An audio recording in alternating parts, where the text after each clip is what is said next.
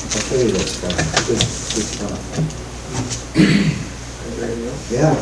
All right. Fishing stories. Sounds good. All right. I'm going to call the meeting to order. Introduction of those present: Jay Coleman, Rick Kaminsky. Keith Cavallini. Thomas Batista. Guy Cromwell. Craig Fergusi. Bruce Wally. Mike Simolia. thank you. And Lynn. And, yes. Changes to the agenda? I'll just have a couple comments at the end before we adjourn. Okay. Dr. Elliot Rubin could not make it this evening from the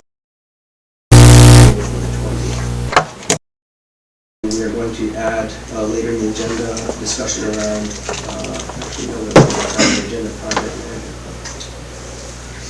So that's our first order of business, is the appointing a project manager for the municipal building renovation project, and the candidate for that is Rick, because he's been doing all the work. We'll leave one of these for review. This is the thing you sent out earlier, right? It is. It's a little bit different. Rick mentioned the change orders, being authorized to do that. And I put that in the second short paragraph. And I did get a response from the league.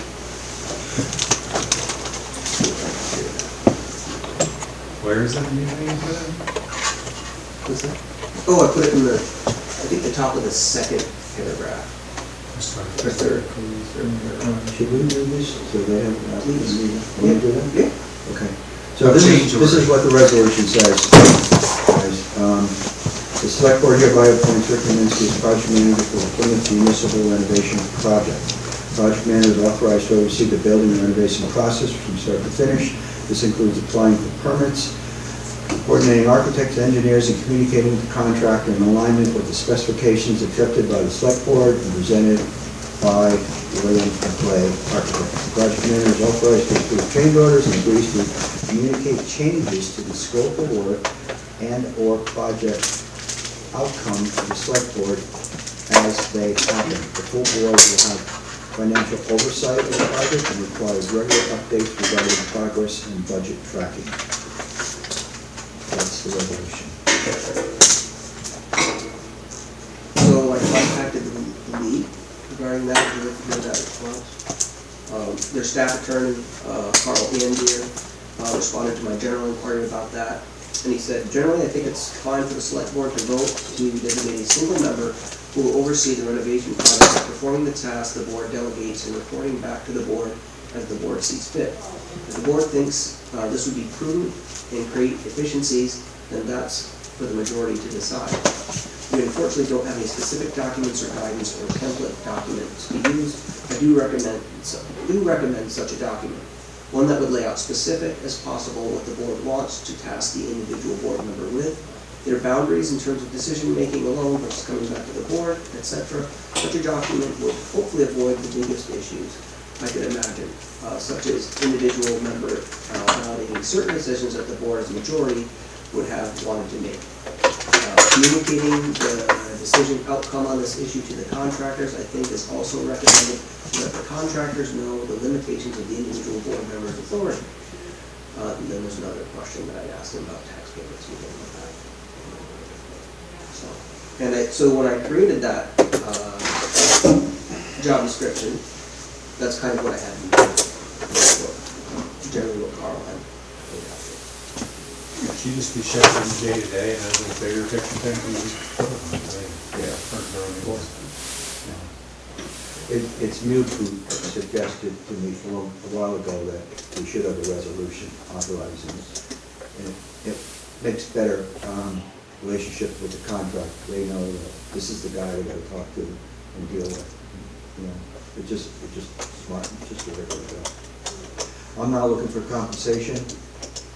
I should, but I'm not, because that's going to create too many comments out there in the world. So I'm doing this as a volunteer. What's the alternative? Hire somebody? Yeah. I did exactly this for the town of Bridgewater, and I was getting paid $50 an hour. So it adds up. And I'm doing this for free for Plymouth right now, as long as I can. And I think, the other advantage is you're familiar with the project, right? If we hire somebody to do that, they gotta get up to speed, and then they gotta come to the three of us.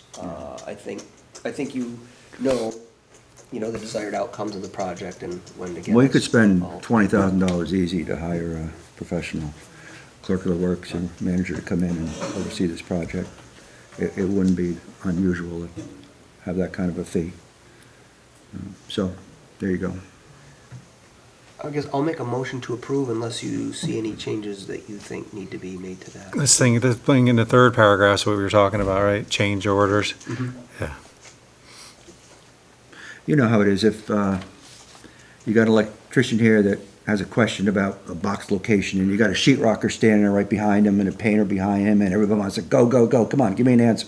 I can't, well, we got a board meeting in 2 weeks, I'll have to get back to you. If we got to add an outlet, it costs $50 or something like that. Sometimes you need to make decisions on the spot and keep the job moving. And that's what that's really about, keeping the job moving. I mean, unless there's any commentary from the floor, I'll second the motion. I don't see why we wouldn't have Rick do it. Right. I mean, Motion's approved. Okay. So I'm gonna take this one and I'm gonna have each one of us sign it. Sure. you want to sign your copy? Sure. You can give that one to your attorney, Rick, for his file.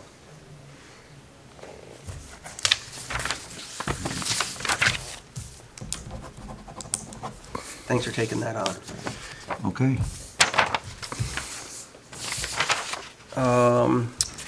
Next, we have a little discussion around the clerk appointment. I think it's deciding on a salary if we have an ad in the paper.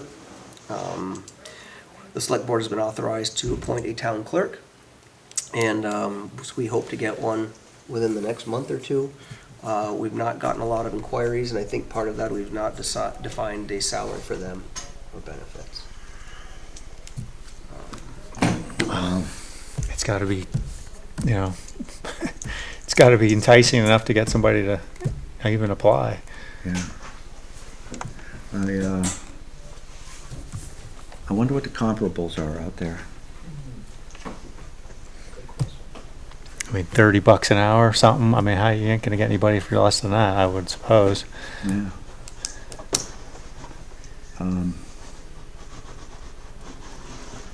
Might be a good starting spot. What do you think? Yeah, I mean, I guess the other thing is, I would say this job needs to be, if it's benefited, that means it's 32 hours a week or more.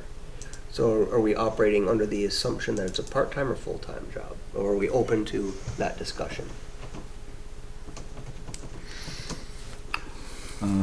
That's a great question, because I guess it depends on who's available, who applies. If we have an excellent candidate with experience and knows all the statutes and knows the job and can only work 24 hours a week, boy, what do we do? Why don't we put a range, maybe this is an idea, a range of,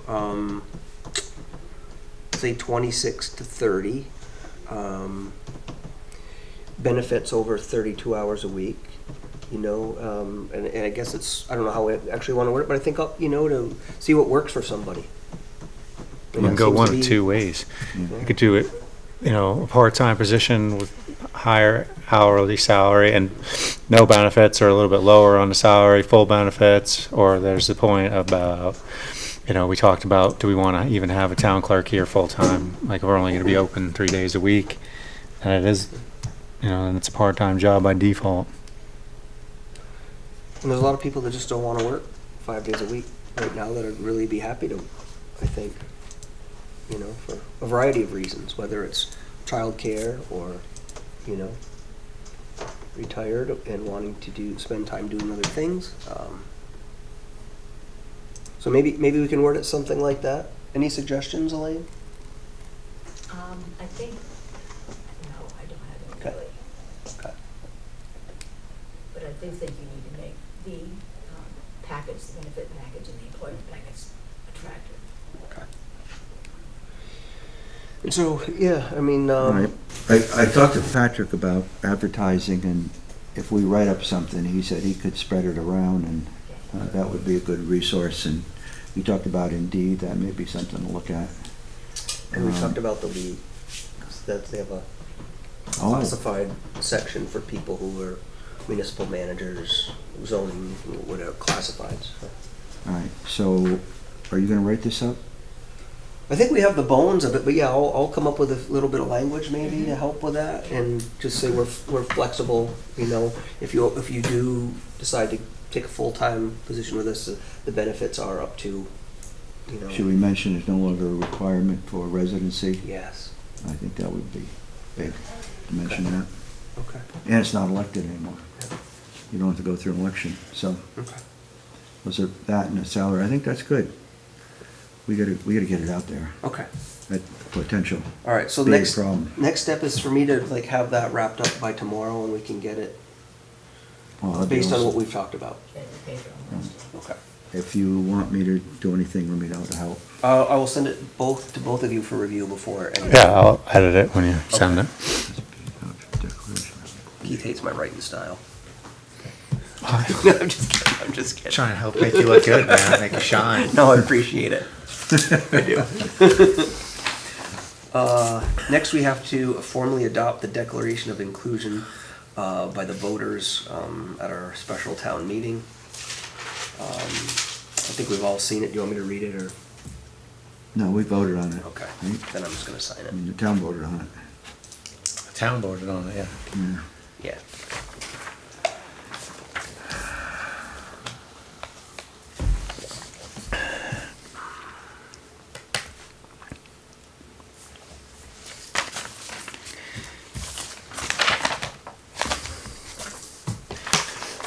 Two out of three. All right, not bad. Next, we have the Sheriff's Department. Good evening, gentlemen. Tom, I didn't even recognize you. I know. Yeah. And it's white. So I do apologize, Sheriff Palmer could not make it, we had a previous engagement that we forgot we had, so he's taking care of that. So we're just here to give you guys, we know the contracts don't come up until July 1st. But we're gonna be trying to get away from, as we talked before, static contracts to a much more fluid type contract for our, trying to do a regional policing service. Just more efficiency for manpower and to help the towns out.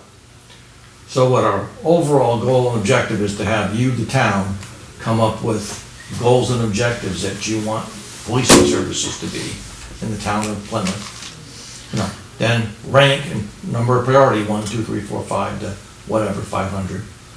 With how you like those, us doing, looking at those. Now, so ticket, speed enforcement may be part of your program, but don't count on any revenue for tickets. Like you may have a speeding problem due to high volume ski traffic. You guys can sort that out. And then we're gonna figure a service cost per month for that. You're still gonna get reports like you always get, listing hours, cases. Then each quarter, we're gonna come to you and say, here were your goals and objectives. Here's where we stand quarterly. We think we've, of course, met those goals and objectives. Do you wanna change, add to those? There's much more of a dialogue, and there's more of an actual goal that we can obtain, other than saying, we come here for 20 hours a week to provide patrol services. I mean, if I could, I mean, my thoughts are like emergency response, right? I mean, that's like, I think number one on my mind. So what our goal is to actually be policing the area, answering calls. Being seen, you know, out in the middle of nowhere, you're gonna be driving by, waving to people, saying hi to Jay, while, you know, when I'm driving through your area. That way people know, the bad people know, that we don't wanna be here messing with your town because the sheriff's department's here. And that's our main goal, is community enforcement. You know, becoming part of the community, getting to know the people, like I have done here in the past, but doing it everywhere. And that way, your townspeople are more safe and covered by us being able to just do more and be more of a police department for you guys. And emergency response is absolutely part of it. You know, I've missed a lot of emergency calls here in town, not being in town. So, And so I don't know, everybody on the team, but I'm just wondering what kind of investments, the sheriff's department is making to bring new people up in skill level and. So we've got probably, 5 or 6 new hires right now. We're looking to do radio upgrades to get our communication improved.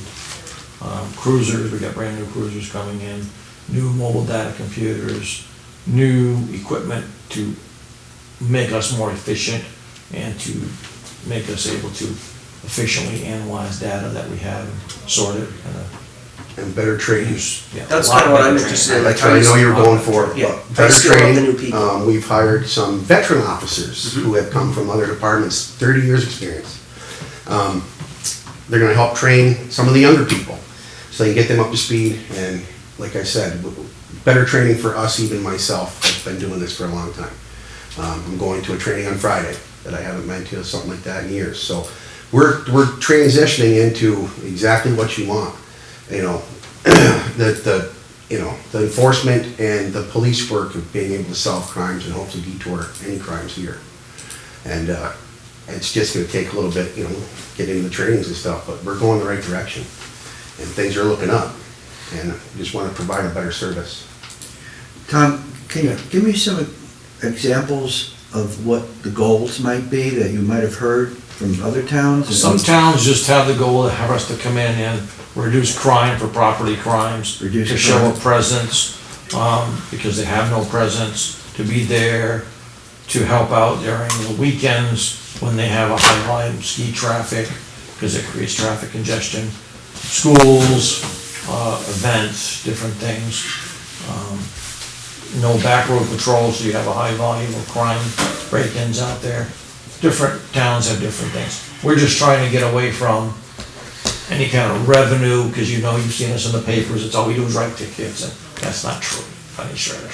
The tickets are part of the job. That's helpful, thank you. No, That's It's always always been just part of the ideas. job, but we don't want it to be our main Right. focus. So So we this is start the- thinking about it. The whole thing is gonna be fluid, because we're gonna work on this together, because policing and municipality are different, it's all been static. And we're trying to get away from static and saying, give us clear, defined goals, and then we know they're gonna change over time. And they're gonna expand, because once we start thinking and doing things, we want you to do this, we want you to do that, we need you for this.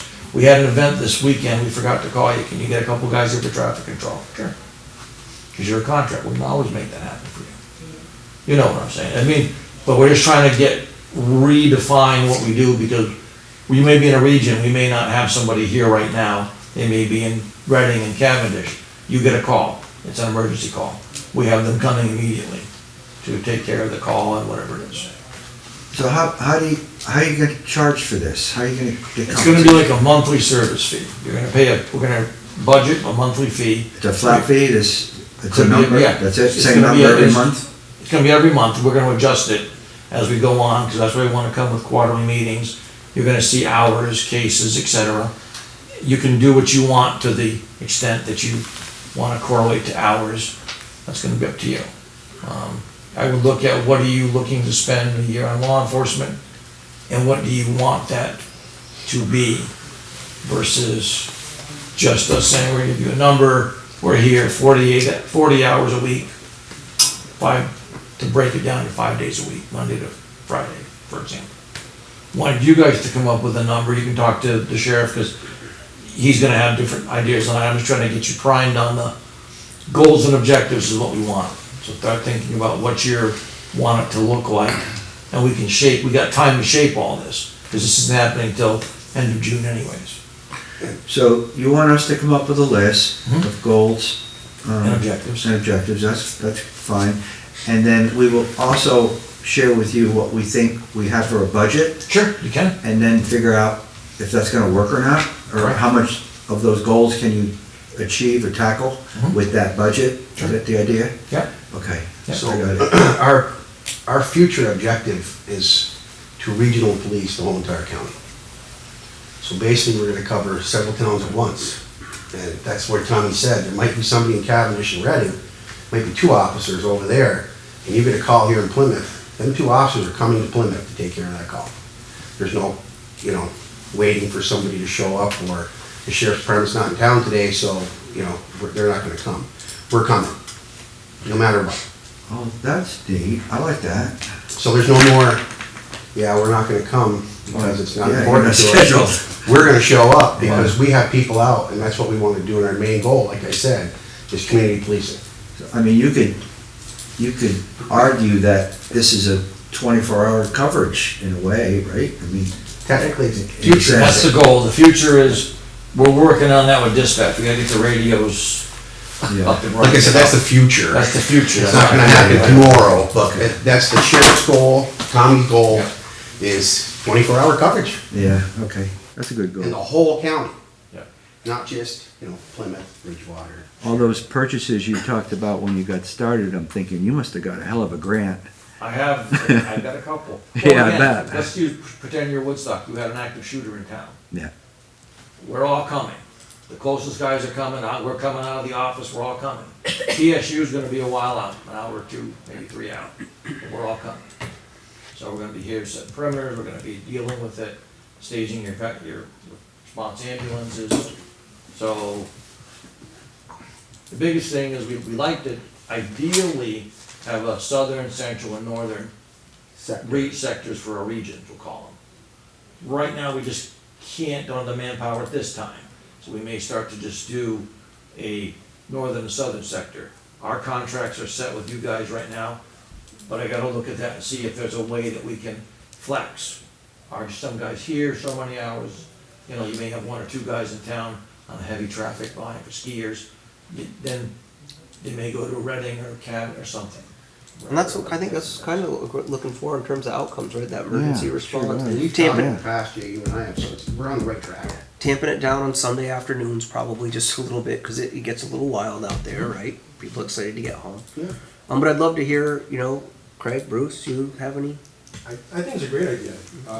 You know, going forward, fortunately, you know, when I've only been here, you know, 5 years ago, we bought our place here, but I don't see that much crime. I'd like to see, I understand there's property crimes, you know, stolen trailers, snowmobiles, things like that. My biggest concern, and you've already addressed it, would be, right now, if there's not a sheriff in town, you get the state police. Now, it might not be up in, not Randolph, where's the state police? Beckman. Okay. No, they're on Rutland. No, yeah, yours are. Your guys are Rutland. Yeah, Oh, you guys are, Rutland. okay, now, yeah. But I thought it was further north, but whatever. So you may It not- used to be Royalton. Okay, Royalton, It yes. used to be. They Okay. changed it last Right. year. So now you're waiting for state police, and if it's a snowy night or something, well, now you have nothing. It's an hour and a half before you get an officer. So I think the idea is great. Again, there's not really, there's times there's no help from sheriff's department or the state police. And that's the point is, you know, in the future, we'd like to have that 24-hour coverage. So midnight you call, we might have a deputy in Bridgewater, you know, and he's cruising between, he or she's cruising Bridgewater, Reading, Plymouth. Right. You know what I mean? And they're working all 3 of those towns. You know, and there's maybe somebody working 3 other towns a little bit adjacent to that. You know, you get that call here, people are coming. Yeah. You know, and that's our future goal, Yeah. I think it'd be great, yeah. 24-hour police department, Yeah. you know, hopefully. But it's just timing, manpower right now and trying to get some staff. And we're doing, the sheriff has been doing a pretty good job of getting some hired people here. So, Sounds it. That's great. And also, just so you know, if it's a homicide or a major crime, we're gonna be transferring that to Vermont State Police, just for cost effectiveness, because they have the deep pockets. they have the equipment and stuff that we never are gonna have. The access to the crime lab, which would take us months to get stuff out of it. But I mean, your major police departments do that. You know, you won't see Springfield or Hartford handling something like that. We'll call state police out. So we'll develop a list in the budget. Who do you want us to communicate to? Do you want to go through you, Tom, or You you? can go from time. Oh, okay. Because he's here more, and you guys, if you hear more talk, is, excuse me, the whole thing with this program is we want it to be fluid, because these are gonna change as you guys, people are talking. What services do you want? And that's what we're gonna all try to work and tailor. That's why we wanna do a quarterly performance All right. evaluation. And budgets will change. We don't, you know.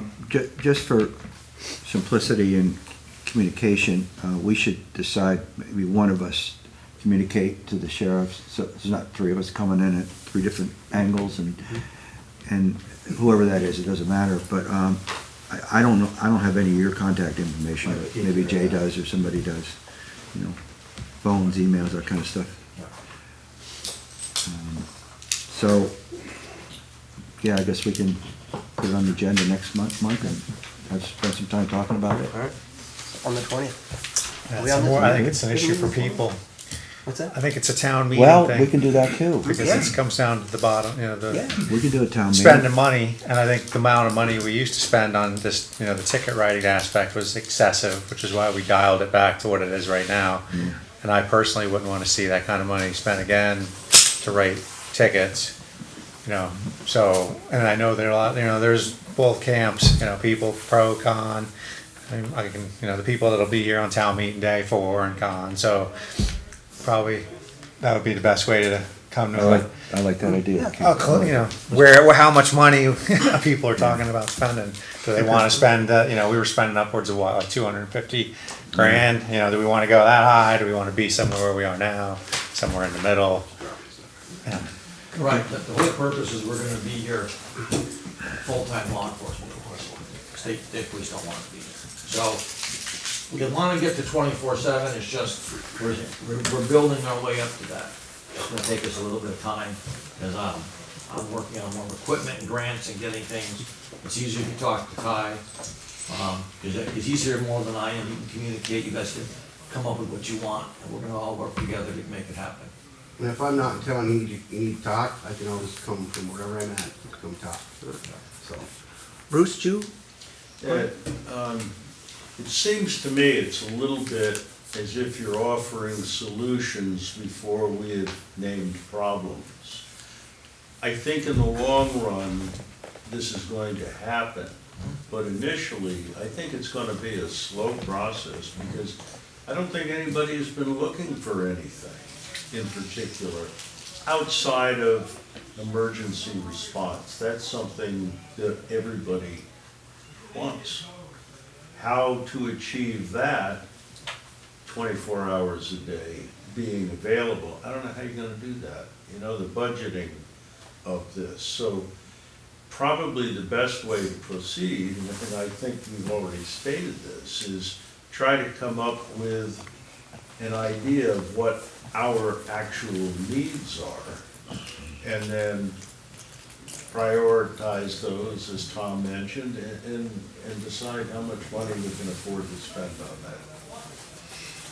what I will say is, going from 12 hours a day, you seeing me on every road in this town, I believe is a detour for any crime we've had here. And I think people have noticed that, and now that we're not here as much, we're gonna start noticing changes. People are gonna notice. People already do notice. I got told today, hey, I drove through Plymouth, there wasn't nobody there. Yeah, I know. So I mean, I'm not saying that having us here all that time did anything, but I'm pretty positive it might have helped a little bit. You know what I mean? It's not gonna stop it. There's still things that have happened while we were here, but. Well, you can't be people do everywhere at notice once. when them colors aren't being shown, people notice. You know, and that's all we're trying to do is keep that from happening. Anybody else want to add? Any questions? The more police presence, the better, in my opinion. Are there areas that are more likely to have property crimes? Your whole town is full of second and third homeowners. Your whole town is property crime. Yeah. Because by the time, you know, Rick's got a second home here, by the time Rick comes up in June after not being here for 4 months and somebody broke into his house, well, kind of doesn't really narrow down when that happened. You know, it happened in the last 6 months. Yeah. You know. And I've dealt with that a lot for people that come up and they're like, hey, I'm missing a bunch of stuff, or my window was broken, somebody broke into my house. You know. That sounds like a strong argument for good alarm systems. It is. But them also are. Who's gonna respond? Yeah, who's gonna respond to that alarm call? So, glad your alarm works. But without the alarm, you're not gonna know that anybody is breaking in. But the only problem with your alarm going off is the hour and a half it takes somebody to get here. Yeah. I can empty your house and not get caught. Ideally, we'd have a police department, we'd Right. have a sheriff here full-time. That would be ideal. Hopefully in the future, it's gonna be something like that. Or at least close enough by to where if that alarm does go off, it's more like 5 or 10 minutes rather than an hour and a half. People see you hanging around all the time, nothing will happen. Pretty much. See, I think that just having, you know, I'm not into the whole having our own police department here in Plymouth, I don't think it's necessary, but I do think it's worth buying into it, a 24/7. And I think the police department, all the tools they have, for example, I know they read license plates. So you have a monitor in the car goes by, it's a stolen plate, or, you know, whatever, it's expired plate. Those things people say, well, you know, they're picking on people and everything. You're an officer. A lot of times, you know, people don't pay, they're not registering their car, they might not have insurance, they might not have a license, they might be, you know, because it was taken away from them. So there's other things that an officer can spot. You know, a friend of mine is a police officer for 40 years, and there was a Mercedes on the highway, and the license plate was upside down. Well, it was a stolen car, and they took a license plate and put it on, and they put it upside down. So there's things that I think having an officer with experience, who's trained, can spot. And, you know, again, people could say, well, you know, you're picking on me, I was going 50 and the speed limit was 35, blah, blah, blah. But again, there's other signs of, you know, why are you going 50 and 35? Why are you in a rush to get out of Plymouth? So I think that 24/7, I think, you know, from an emergency standpoint, and also just the presence, I'm not, you know, big on the ticket writing thing, but I think it was worth some money, maybe more, to have somebody on our roads. So, I mean, hammered tickets here for a long time. I think it's worked. I don't get a lot of tickets anymore. There's not that many speeders. We've had a crappy winter too. Not that many people here, but I think we have been here for so long, hammering and hammering, same in Bridgewater. Your tickets are going down, and that's good. That's a good thing, that's It's what we want. work. It's, that particular thing is work to keep people slow. No, it's not gonna be a, you know, an everyday be-all thing, and everybody's gonna do 35 through Plymouth, but, you know. It's not perfect, but, you know, I mean, we got a store opening up, we don't need people driving 60 miles an hour by it, really, right? Exactly. Here, you know, and it's not just, so we focus for so long on speed, you know. We're gonna start looking at other things too. We're gonna be stopping cars for a plate light out, or something like that. And every time I stop a car for a plate light out, it's a DUI, or there's drugs in the car, you know, or just random anything can happen. And that's what we'd like to get more into, you know. Why should we allow the drug dealers to drive through town at 35 miles an hour when, you know, the poor guy doing 50 trying to get to work, he's 10 minutes late. Yeah. That's more of our focus. The biggest thing we understand is we're changing the paradigm. You're gonna see it happening probably in a lot of America because we're trying to figure ways to keep going and provide a better service. So we know there's always resistance to change, so we want you guys to start thinking about how can we really effectively measure what we want to do, and what do you want us to do? We basically work together to, Work together. you know, have a better town. Communication. This is good. It's a good conversation. Yeah. I'm looking forward to town meeting, see what the town says. All right. So you said you would come to town meeting, and, I can come to town meeting if you want me to, yeah. okay, we'll communicate to you if we think that's Absolutely. necessary. Sure. We'll figure it out. Okay, Whatever you guys need. So, thank you. Yeah, thank you. Thanks for coming in, and thank you You guys. for Tyler coming in. The person that's on the ground here talking to us, you know. it's about time, right?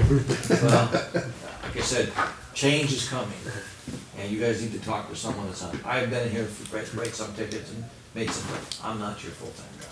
I'm just helping fill in the blanks. So he's the guys right here. That's why I'm here. Call us if you need us. You know that.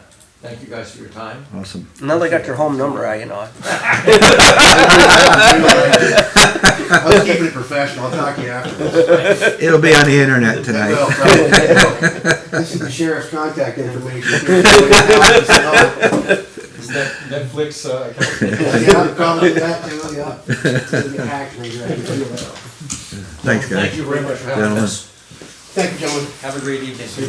See you, Mike. Hey, John. How are you? Good to see you. Good to see you. Thank you, guys. Bye, Lee. Thanks. Have a good evening. John, did you have something, or are you just visiting, checking things out? I thought we were having a truck communication type meeting. Okay. But it may be going on in the other room. I think there is. I don't know if they're coming out here with anything. That's just it. Okay. I wasn't sure. Okay. Just got, We don't know either, so. oh, okay. I may sneak around, see what's going on over there. And so that Comments, Rick's comments. Oh yes, Rick's comments. I had two issues I wanted to comment on, and they were from, the first one is from the last meeting, and I'll be brief because it's pretty simple. We had a resident, Don Martin, who had two issues that he raised with me, and one was, why are we putting a flat roof on this building and not a pitched roof? And he caught me off guard because I was thinking about a whole lot of other different things, and I didn't respond quickly and properly enough to that. I told him, you know, the architects looked into it in the design phase, and we decided it would be cost prohibitive to make that major change in the structure. But as I was thinking about it when I was driving home that night, we have a pitched roof on this building now, and there's going to be one when we're finished. It's a real slight pitch. It's like a 2-on-12, but it's a pitched roof. It's not a flat roof, but it's standing seam metal on it. What we're doing is just adding to that structure, adding to the top of it with rigid insulation and a membrane, but we're not changing the pitch. The pitch is going to be the same as it is now. So if that pitch worked for the last 40 years, it's going to work for the next 40 years if we put a proper membrane on it. So that addresses that issue.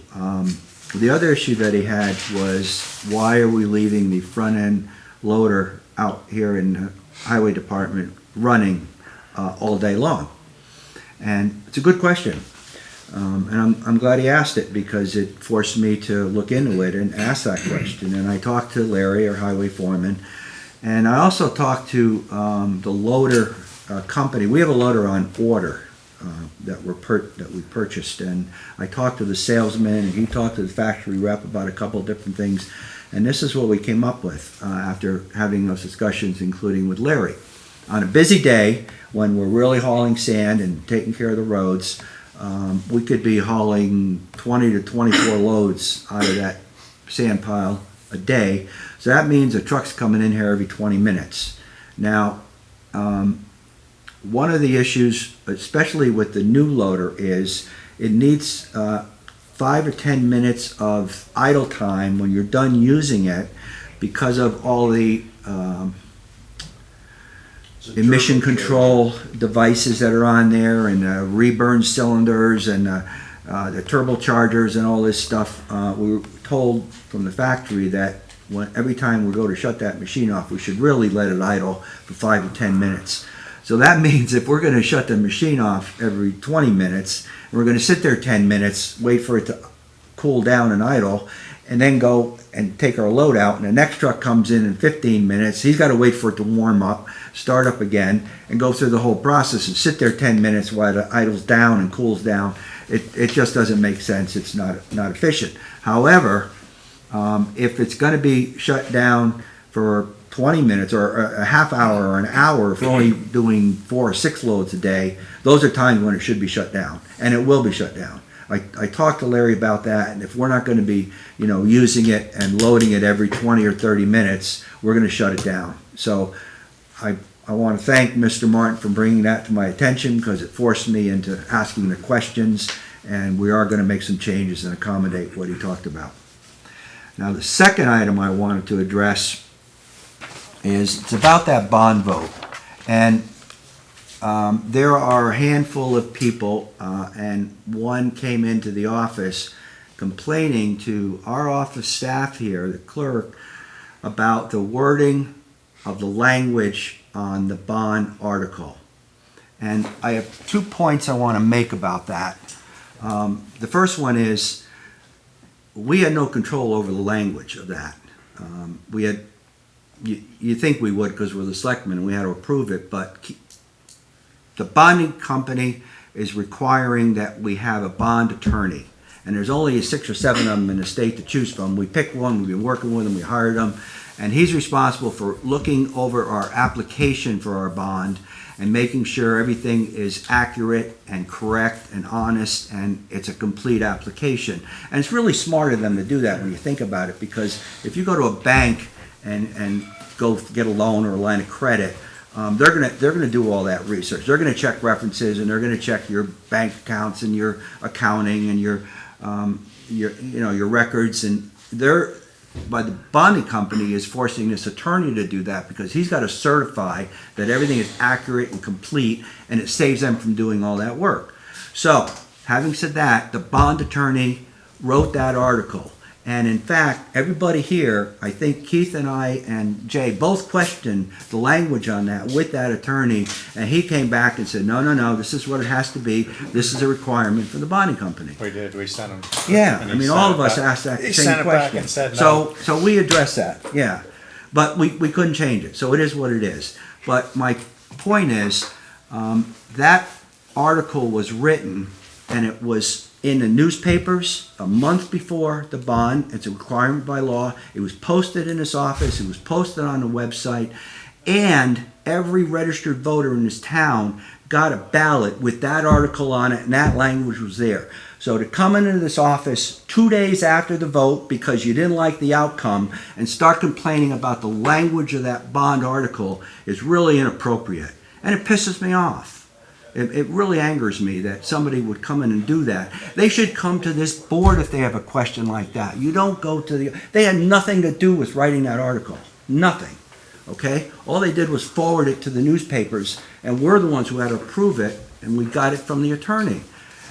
It was just inappropriate for somebody to come in and do that, and that's got to stop. That can't continue. So, 2/3 of the town voted in favor of that bond. So if you're not going to support it and help the cause, and get out of the way. Just get out of my way.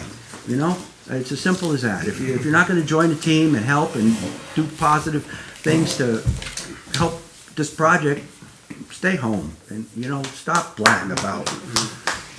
Well, in addition, Rick, I will say, in your defense and the select board, that was brought up at several meetings.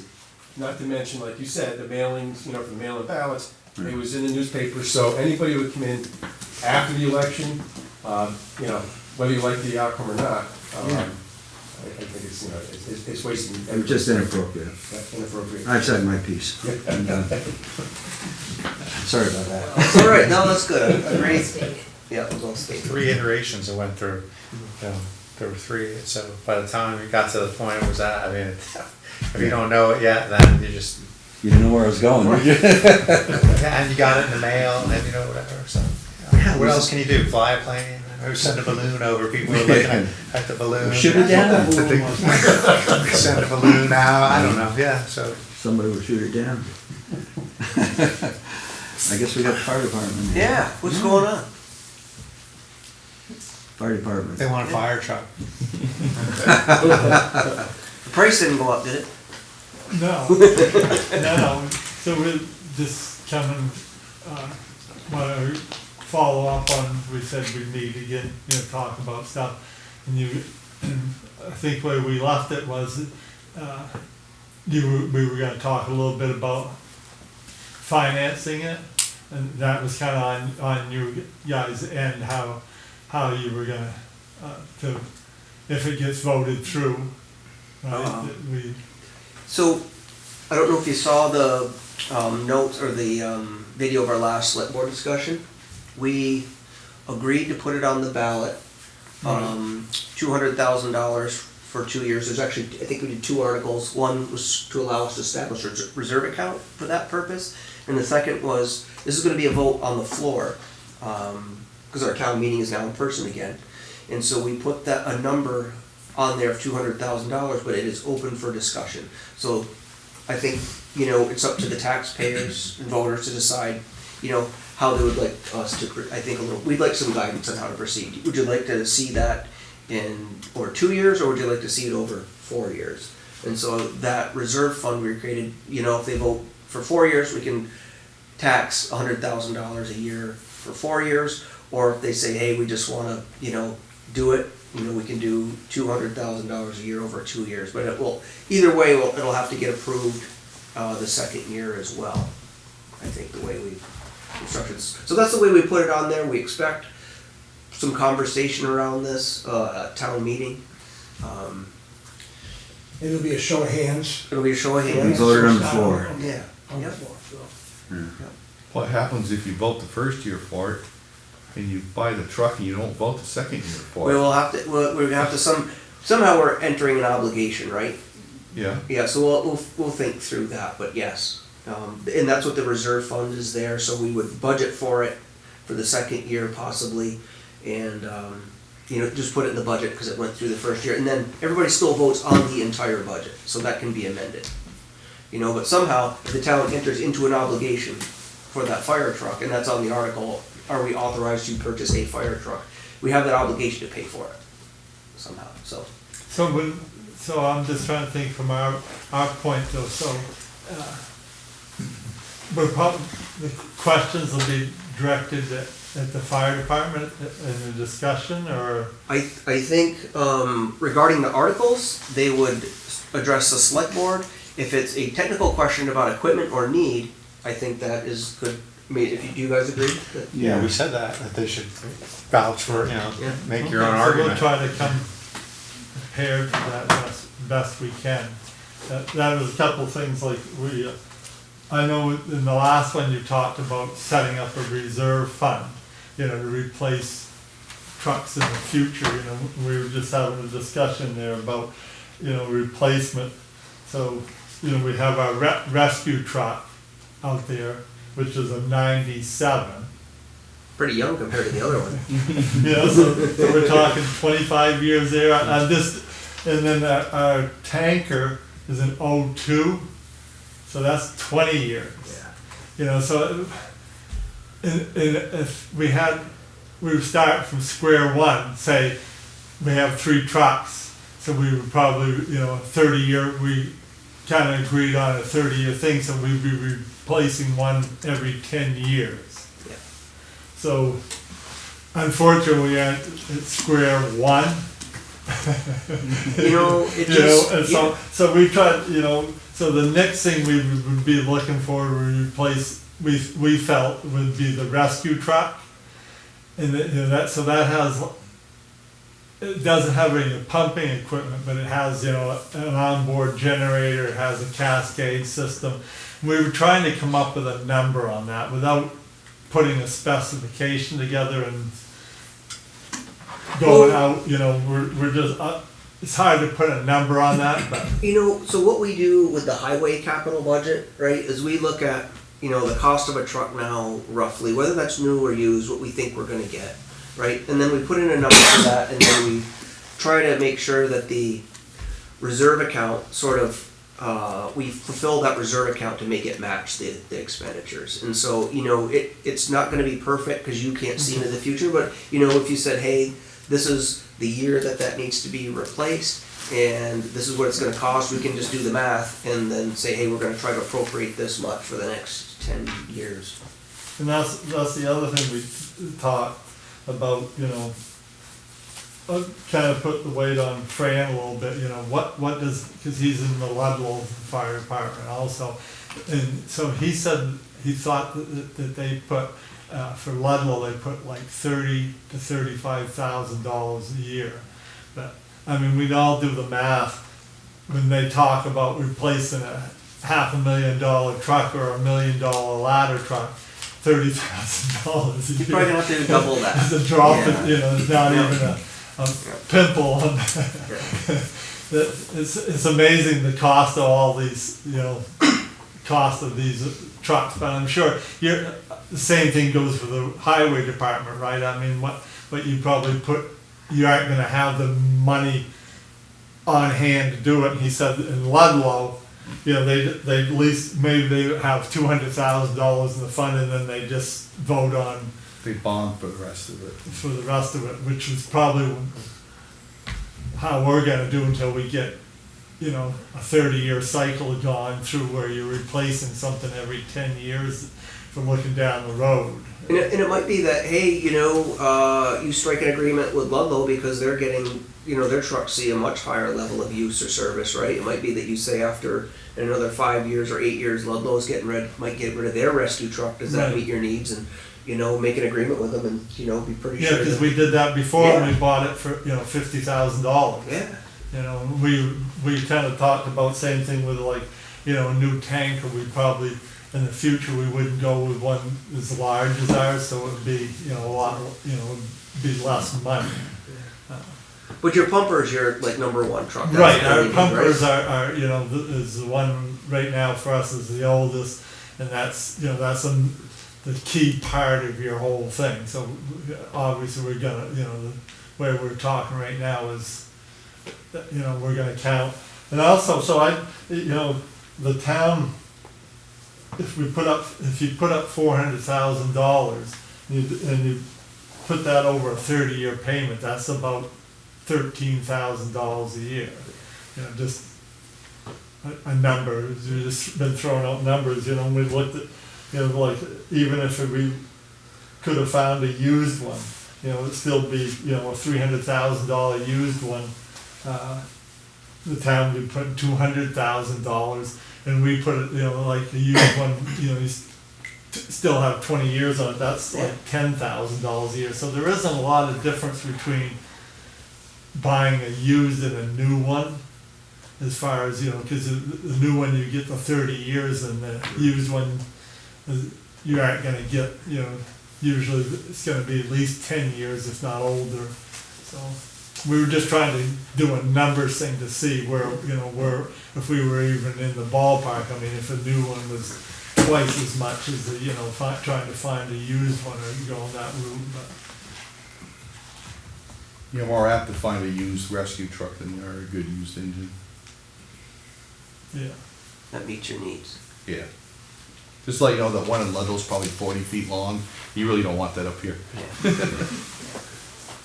And I'm just gonna read the article since I got a copy of them here. So Article 4 is to see if the legal voters of the town will authorize the select board to purchase a fire truck in the amount of $500,000, of which $400,000 will be raised in taxes over 2 years, and $100,000 of which will be contributed by the Plymouth Fire Department. Okay. Sounds good. Okay. Yeah, that's- And that's open for discussion when we get there, right?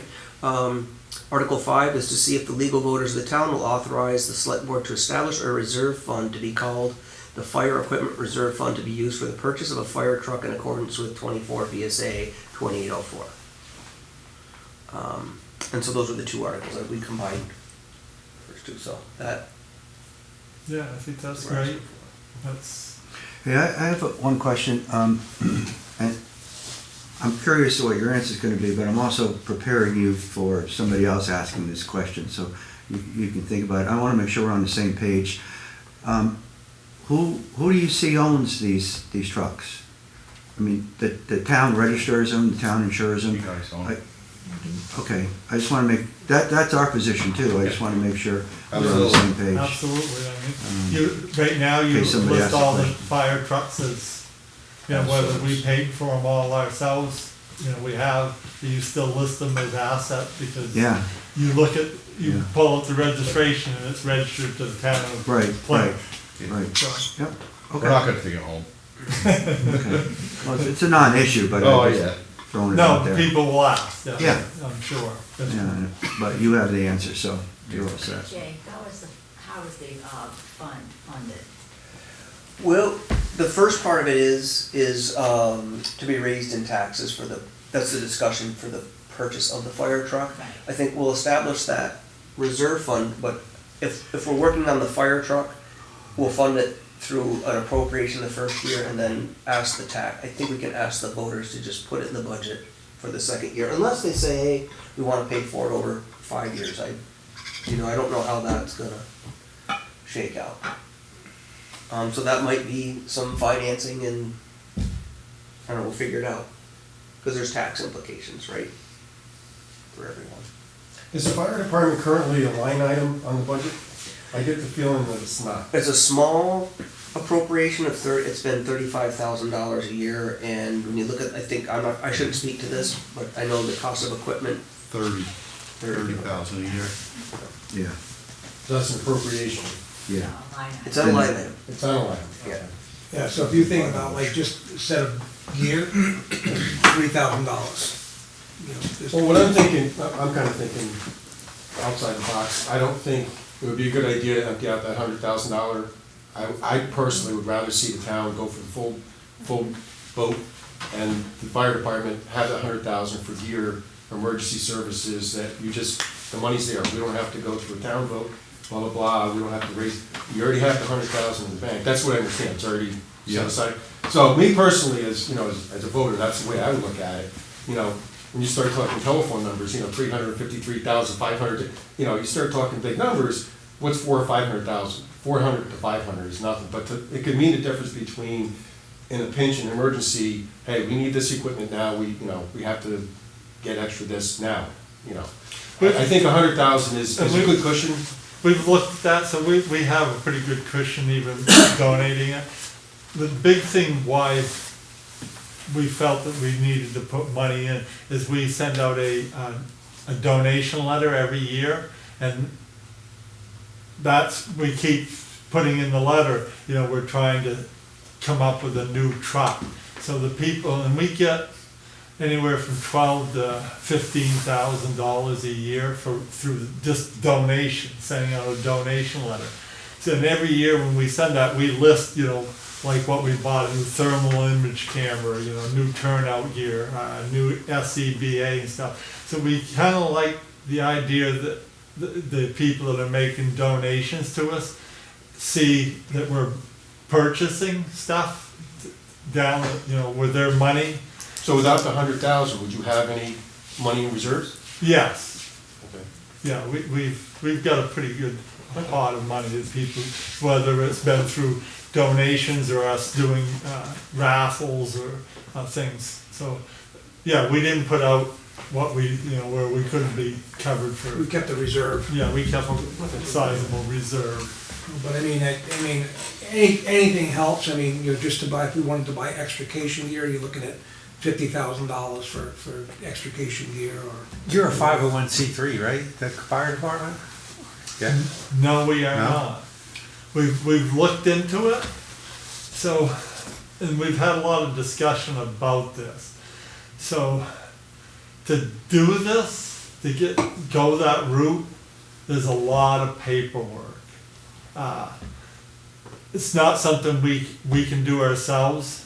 We've had a couple people in town said they would maybe help us do that, and they haven't stepped forward.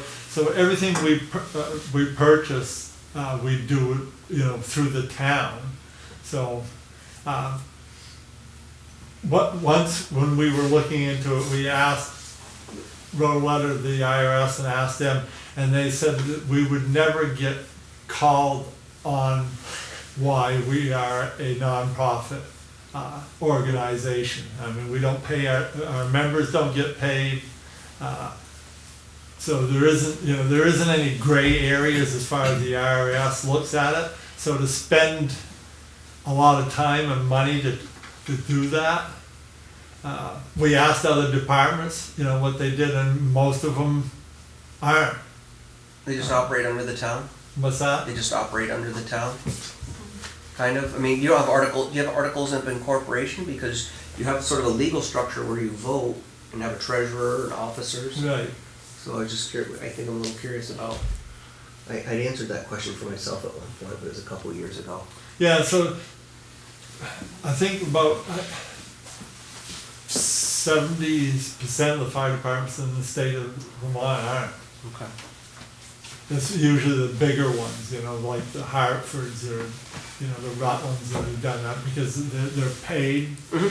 So that, Well, the only reason I asked, the reserve fund, when we kicked it around earlier the last time about financing the equipment, if we were to, the townspeople allocate $200,000 a year for 2 years, $400,000, what if it's more like an endowment whereby you get the money, you invest it, and then you can buy, over time, whatever equipment you may need, because you can finance, rather than spending $400,000 on one truck, you can take $100,000, put a down payment on a new truck, make payments out of that pot. You're earning money on the endowment, and 2 years later, you need a piece of equipment you mentioned, you need another truck, and you can just build on that and get everything you need over time, as opposed to, having us raise taxes every few years to give you a new truck. We give you the gift, not we, but the town of Plymouth gives you the gift of an endowment, and I don't know, that's why I asked you about 501c3. I don't know if we can do that unless you were, I don't. So I think the reserve fund is kind of like that idea that you're talking about, Keith, because I don't think you can endow public, like town municipal funds, Right. I think. But with this reserve fund could be what you're Yeah. saying. It's just, it's Yeah, a different way to skin the cat, but maybe get more bang for your buck, Yeah. We just need to fund it. Right. That's the people part of it. You gotta sell it to the people and then they gotta vote on it. Grant, somebody's gotta find a grant. Well, thank you for your work. That sounds really good to me. I'm sure the rest of the department, that we're on the ballot, and it's up to the people, right? We've done our work, and we'll try to answer as many questions. So one other thing about, we were talking in there, so one of our biggest things is recruitment. So a lot of times, I'm sure you get the same thing. Where is the town fire department? Where is the town office? Where is the town road department? So we were on the sign kick. I brought in some things. We have a thing out here set up there, but there's really not much on it out there. Right in front of the old board. Right in front of the old historical site. Yeah. So I'm wondering, the same thing on this building. If you came here, we've had a lot of people, like when we used to have our dinners and stuff. There's no signage that says that entrance is where the Plymouth Fire Department is. You see, we've got little signs above the doors about this big. It says. So if you go and look at like Bridgewater, their new one, they got a big, beautiful. There's no questions in your mind that you're at the fire department or you're at the town office. So I'm just wondering, I know you got voted on this. We're gonna put some new doors and stuff. Sounds like a good thing to put in our building renovation Right, project. if you're doing everything over, do it then. As long as the budget allows, we can enhance our signage. Yeah. And There's a lot of discussion when we're trying to recruit people. I know in the past we had a couple people, when we came by, we couldn't figure out where the fire department was. It's Steve's office right here behind us. Are they doing new bay doors out in the fire department, new bay doors being put in? Yeah. Windows in them? Hasn't been decided. You want windows in them? Red doors? Red, they could be. The big thing is that you can't see through them unless there's a window, but right now you can see through them. Exactly. So, Rick touched on it. Are you eligible for infrastructure grants at all? Well, Have you checked into that? We spent a year, we hired a gentleman, so most of the truck funds, however, the department does it is through FEMA. And Steve spent a lot of time, we spent it's quite a bit of paperwork, so we applied for one last year. And we got, 2 years ago now. It took about a year because there was a lot of money in the FEMA, and we got turned down, denied. The biggest thing that we thought maybe we might have a really good edge because we have the state historical society, so we kind of played that up in our granting, that we protect, an historical significance, historical buildings and stuff in town. And they're uphill from our fire station, because we were saying that's why we need a 4-wheel drive truck and stuff. But I don't know, we don't really know how the criteria, how it gets judged. But I think most of it is probably by how many calls you make. So we make, 70 to 80 calls. Other departments do 200, 300, 800, the big departments. So I think it's probably on a need basis, what is how it gets looked at. I mean, they don't really, right, Steve, they don't really tell you. They don't give you the reason for Denial. denying you and that, but, you know, I mean, some of the things could be that if we were getting, I won't say funded by the town, but because maybe the town owns the trucks, that might be a reason for denial. If maybe if we were totally, and we funded our own trucks through the fire department, maybe we would have gotten that grant, but they don't tell you these things, so, they don't tell you any reason at all for denial, they just say, if you didn't cross a T, perhaps, it could be, or there's about 8,000 applications, and they only approve about 100. The only, actually, it was I think they approved 200 trucks out of the whole country. So what is the purpose of it not being part of the town, being a separate entity, right? Is that something that Plymouth has chosen to do, or is that? That was before me. It just seems like it would make everything. Back in the 40s? Okay, so it just seems to me it's more cumbersome paperwork, you know, as far as budgets and things like that, to keep track of things and. And we've talked about this in the fire department, you know, people ask me, cause I'm the chief, you know, are you opposed to that? And I'm not opposed to that. Like Ludlow is funded by the town, it is part of the town. Bridgewater isn't. You know, So it's just been that way. It's Nobody's just, ever- yeah, it's the way it's been, but. And I think it's typical, it's a typical arrangement. And I mean, there might be advantages or disadvantages to doing that when you apply for grants, if that was the case. And, you know, we've gotten several for, I know you worked on one for the height, for getting that dry hydrant on Billings Road there and stuff like that. So, you know, I mean, that's a different criteria there than like apparatus or, gear that we need and things like that. So there's different, you've got FEMA and then you've got other more localized ones, or there's some that are New England based. There's different things out there, but for different items. And I think we were looking into extrication, but didn't you there was one they would have given you 10% of whatever the cost was, which 10% of $50,000 is still $5,000. It's worth it, but it's not like the whole nut, or half of it. I mean, Well, I'm just thinking like the highway department is part of the town, and if the fire department was part of the town as well, if you can't get the funds, fine, but at least it would just streamline the availability for equipment. Obviously, it's a need right now, something, we're looking at 30-year-old equipment, in 5 years it'll be 35 years old. Actually, it really makes no difference as long as we appropriate the money into a reserve fund. I think in the long term, it's been the fact that the fire department has been part of the town.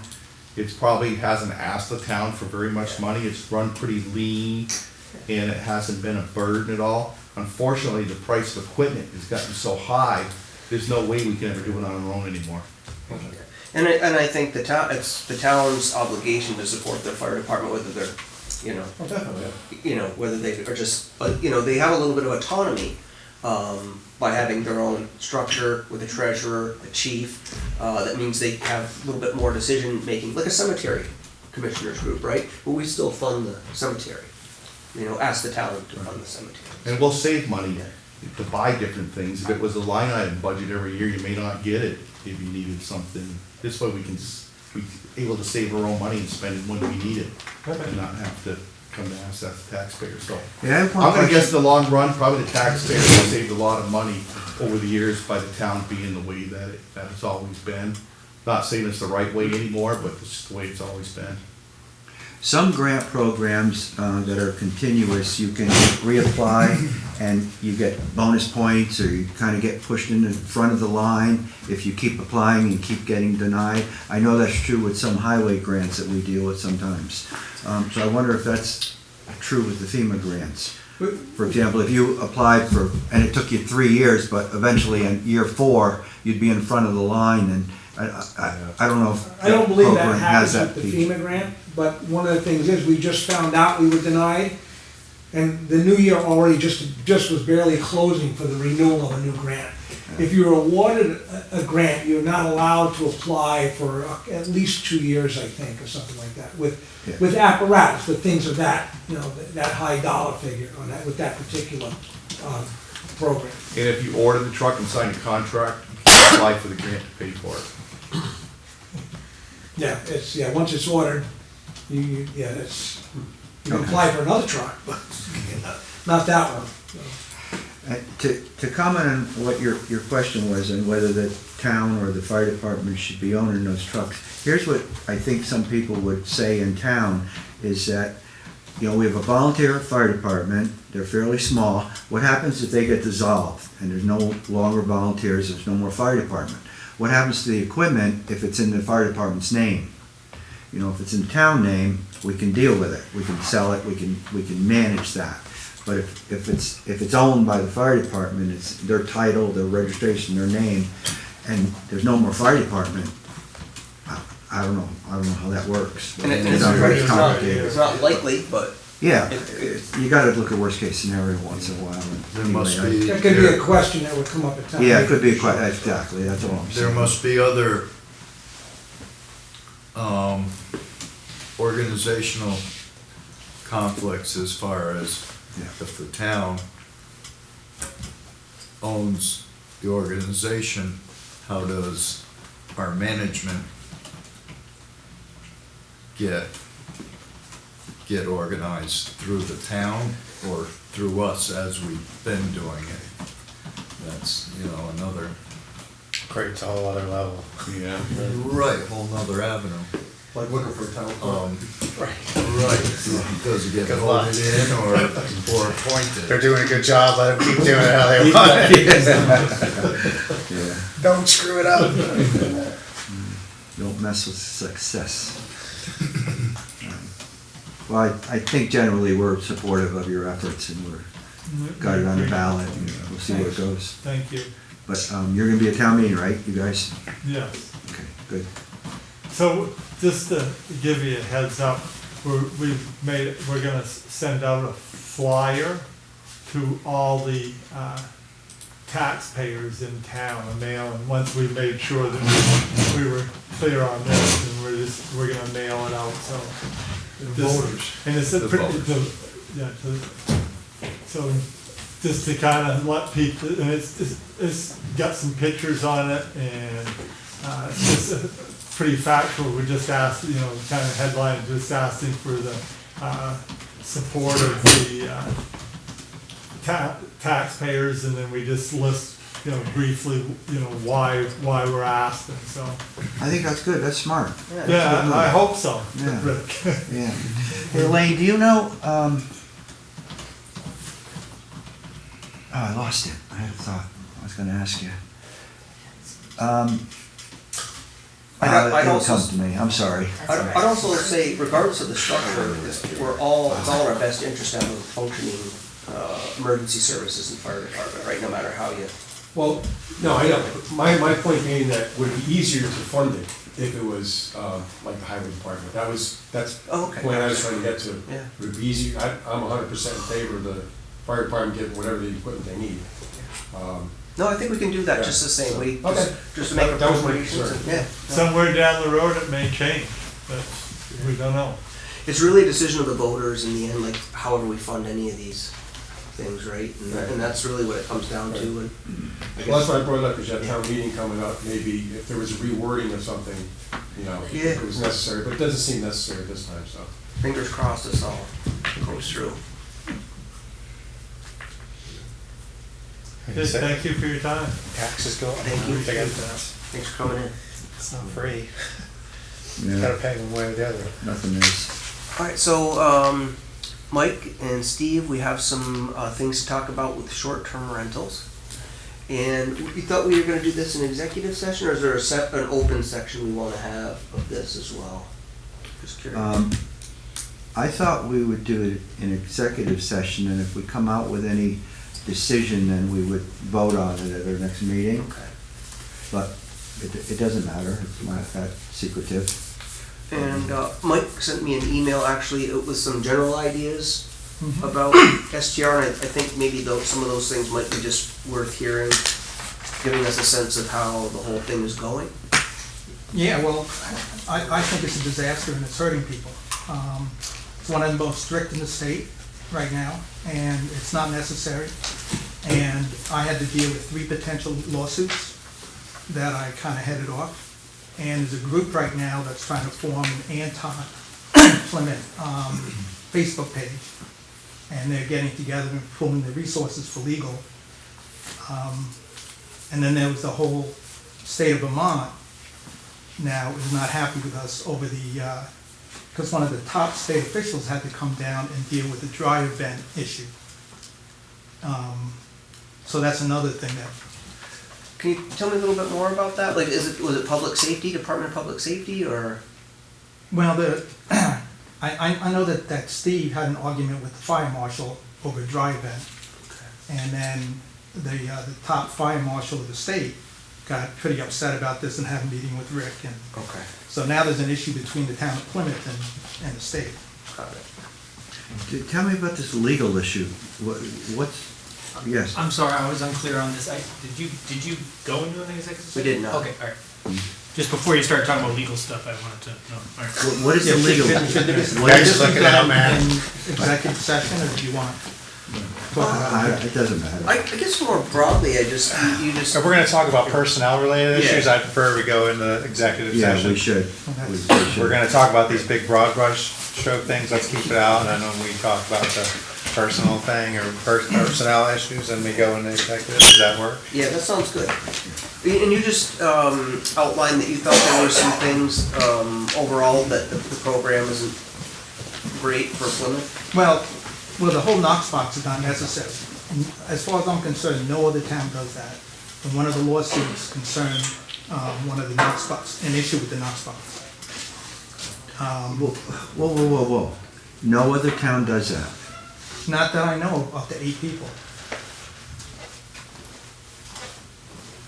I'm not sure I agree with that, but okay. Well, I looked, I couldn't find anything. I see the Knox box is really if you have a fire alarm system and it's hardwired, and then if you have false alarms, and then it's good for the fire department to have a key to get in the house. But just to have it as up to 8 people, I haven't seen any other town have it. Okay. And it's not necessary, it just So creates tell busy me, work. what's this legal issue about? You keep saying we're in jeopardy of legal Well, claim. What's well- the claim? What's the charge? Well, this person, Bill, who gave Elaine a hard time, he was waiting to have a Knox box installed. And he waited over a month. And he was very upset. I've had several phone calls with him and text. And he was saying, I have track records, I have a log. And he was gonna come down to the meeting down here and complain one day, at a town meeting. Did that prevent him from renting? He's an individual, no, and he called me, I said, it's okay to rent, if all Steve has to do is install that. Okay. But he was renting through the CASA, Okay. and their attorneys told him that he can't rent until they get full permission from the town that they're allowed to rent. Okay, so what's the problem with the Knox box? Is it getting it or is it installing it? You can't find somebody to install it, or what?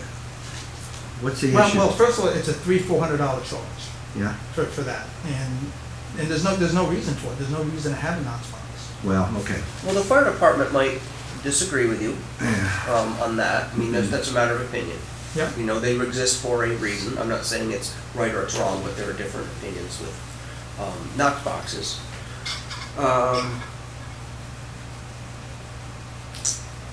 Curious that, this seems like a burdensome policy. Yeah, you stated, Mike, that this is the most restrictive in the state, One of the most. one of the most. Yep. I disagree with that. Woodstock's stricter. But they don't require a Knox box. Yeah, but that's one item. I mean, generally speaking, Right. their policy is more stricter, and they're a neighboring community up here. Right. So we're not the most restrictive. You had said the cost is $1,000 fee for some homeowners. Right. Now, you look at your spreadsheet, and the highest fee of all these people so far has been $540, and it averages $448. That's not even close to $1,000. We'll add on $300 to $400 for Knox box and another $200 for the CO. Okay. And those are one-time fees? the Knox box. $125 for the fire marshal, $320 or $30 for the Knox box. Okay, well, there you go, that explains that $1,000. And those are one-time investments, is that Yeah. correct? Okay. You said it creates a hardship. Well, let me give you a different side of that statement. If you're fortunate enough to own 2 homes, okay? However you acquired them, inherited them, paid for them, doesn't matter. You're in a pretty solid financial position if you're able to own 2 homes and maintain them. And if you, I mean, I don't know what the percentage of occupancy is on these, 50%, 25%, 30%? What's the occupancy on your? Well, the bookings are going way down, and property managers have told me that there's going to be hardship and people will not be able to afford their second homes. I've had property managers say that. But not only that, but I'm thinking of the elder couple that might be on Social Security, that might rent out a couple bedrooms on holidays or whatever, and then they have to pay this $1,000 fee. For a second home or first home? First home. First home. They're homeowners. Okay. Homeowners. Because I view those as 2 very different things. So what's the Yes, occupancy you can rate? I didn't get an answer though. What do you think it is on the average? I'd say 20%, All right, 20-30%. all right. Say 25%, all right? If you're renting at $300 a day, a night, that's $27,000 a year at 25%. $27,000. And you can't take $1,000 fee out of that and pay for it, just like you pay for maintenance. You gotta pay for the driveway plow, you gotta pay for heat, you gotta pay for permits. You know, there's substantial income on these units if you market them right. I don't see where $1,000 is a hardship.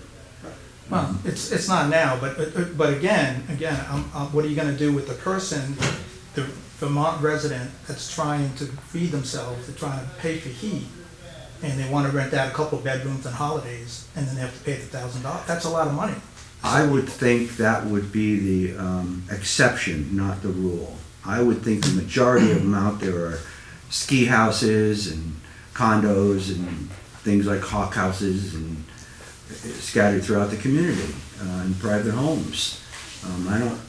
I don't know of anybody renting a room out of their house, like the grandmother like you're talking about. I mean, it's possible, and I'm sure they're out there, but I don't know who. I think it's the exception. I don't think that's the majority of them. I've actually had some good feedback from some people that I followed up with when their insurance is going to expire and things like that, that I need another copy of that and all that. And they said they've been very successful. They've covered all their expenses and it's worked out very well for them.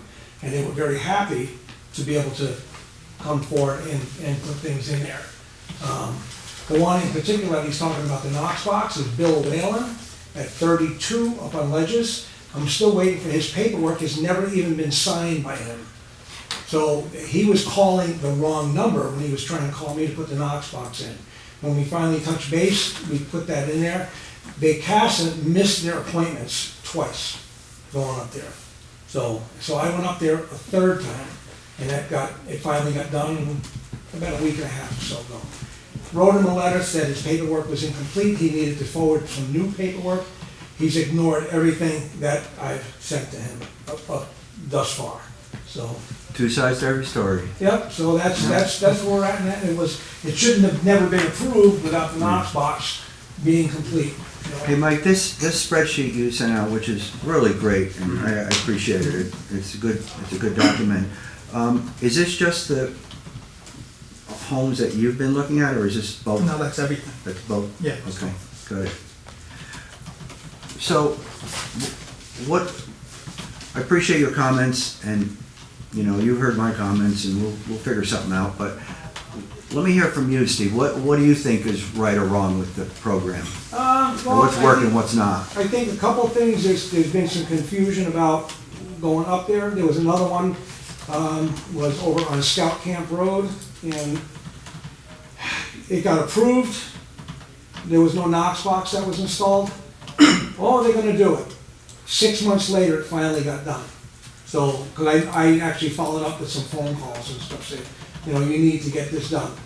So that's part of the bigger part of the problem in there. Some of the, one of the things I'm seeing now too, I have another one up on Lions Hill, and I've actually looked, and some people that have, say, been approved, or they only have 3 bedrooms, they're advertising for 10 people. So I've actually called them on it and said, you know, you can't, you know, that's not what the program is, that's not what you, even on your documentation, if it says 3 bedrooms, they put down 6 people, but they're advertising for 10. There's a couple that had, you know, like they have additional bedrooms. There was another one I just emailed recently. Actually, I talked to him first, and then, you know, let him know, because I've been in the house, there were 19 people in there one time on the fire call.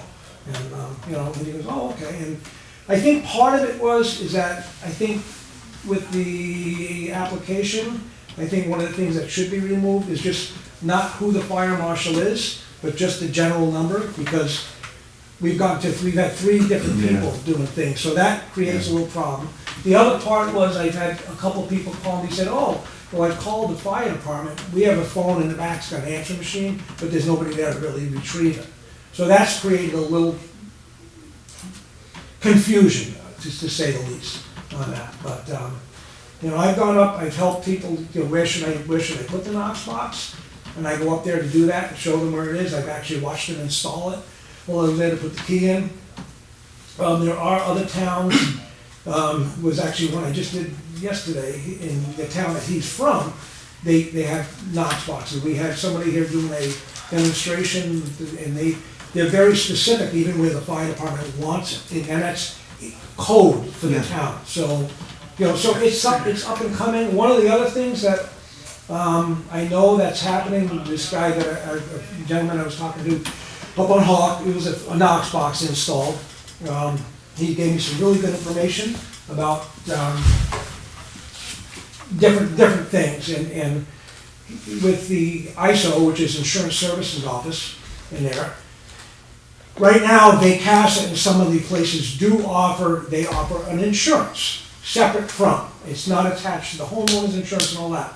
But ISO is starting to mandate that insurance companies, if it's a rental, there needs to be an endorsement for rental endorsement. And that's, Insurance Services Office controls the industry, you know, and what they write. So, and this guy that I spoke to, he owns an insurance agency. So it was not information that I'm making up. This is something that I'm the messenger, so to speak, on that. But that's where it's going, because there's been a lot of issues with that, with different insurances and stuff like that. People say, well, you know, VACASA, and of course they sell it, so they get it's $8 a night. But if those people decide not to use VACASA tomorrow, they rent it on their own, then there's no insurance coverage on that. So, you know, we're covering all the bases on that, and that's how I try to explain it to somebody. And, you know, one guy in particular goes, well, I think I'm going to get out of the program. That's his own prerogative. He's got an extra bedroom that he shouldn't have, and they put that up, and, you know, I said, you can only it's 3 bedrooms, 6 people. That's it. And other people, they're getting approved for more than that. And I think one of the issues that with the fire marshal, I think we should need to be on the same page with, is when they do an inspection on there, they don't have the information to say it's 3 bedrooms. And according to the state water, sewer, and septic, you know, they specifically say, after, say, 2007, I'm not sure of the date, if you do not have a registered septic, you go by what's on the Lister card. And that's what your house gets approved for. I know that you sent me some of that stuff. The Lister cards are about to be online here, so everybody will have access to that. So, but I think we need to connect with the fire marshal a little bit too, so before they go out, because sometimes they'll say, oh, we'll approve it for, the one I'm talking about in particular, they approved it for 9. Well, the tier is at 8 people. And if you approve it for 9, that means that requires sprinkler systems and things like that. So there's some gray areas in there, and you know, where do we go with that? Because it makes it difficult to go out there and say, well, we can only approve it for 6, you know, and they're going to say, oh, well, we're going to approve it for 8. So it creates a little bit of a problem with what we're doing. Who's the fire marshal now? I don't know. Okay. I think Jay Moody's back, but I don't know that. So there needs to be two levels of approval. One, the fire marshal can issue one level of approval, right? Yes. But I think we have to say the lower level of approval is what applies, and if your wastewater should supersede that, and maybe that's something that needs to be tweaked in the ordinance, right? The lower of, Yeah.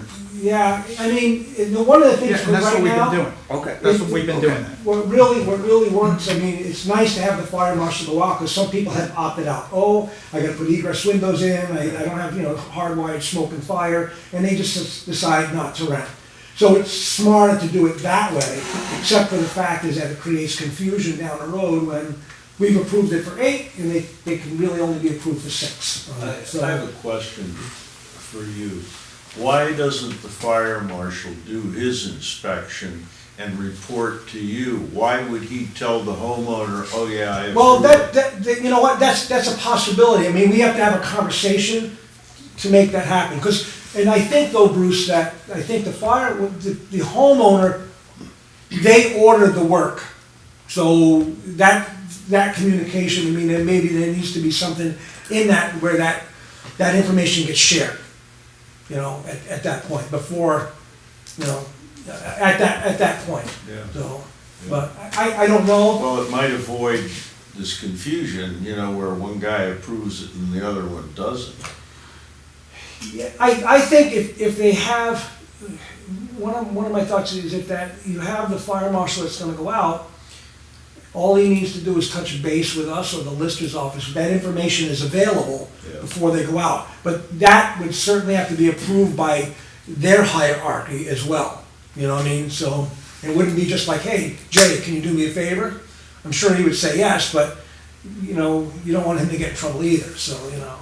Well, maybe it's in the wording. Maybe they approve things that are within their jurisdiction, such as this knock box if it's theirs, and the egress, and all the things that apply to their criteria. But they're not interested in bedrooms versus septic fields. What does the fire department know about that? So they have a certain portion that they can approve, but that is not final approval. But you're right, but when you have a homeowner, they look at it and they go, oh, 8 people, great, I'm approved. I mean, that's just the norm, you know what I mean? There's not anything wrong with it. But if we can eliminate that somehow, because when, like this department, you have the select board, you have zoning, and you have the listers. And in particular, the listers, if they were out there and they see, geez, there's an extra bedroom, they never went through zoning. There's an issue there. So you can go to zoning and say, wait a minute, we need to follow up on this and find out about that extra bedroom, and they can get it certified, which is not with Rapinetti. But there's a procedure to do that to make it legitimate, and it can be done or not. So I know I've turned jobs away where I said, you've got to get a septic approval. I wouldn't, somebody wanted the bed off by you, one day, and I said, I'm not gonna do it because it needs to be certified. It can be done, but it's probably gonna cost you a lot of ledge up there, so, but, so those, I think some of those, that's where some of the confusion is. I did, one of the things I did buy today, actually, was a file card system. I haven't set it up yet. What I want to do with the file card system is everybody gets a card, and in their month, so let's just say we approve it, it expires, their insurance expires this April. So come March 1st, I can pull that card out. I know all the insurances that expire in April. I can send them an email or a letter and say you're insured, because beyond that, we don't know if they're covered or not. And then I have another one that says where they're going to expire when their term expires for the registration.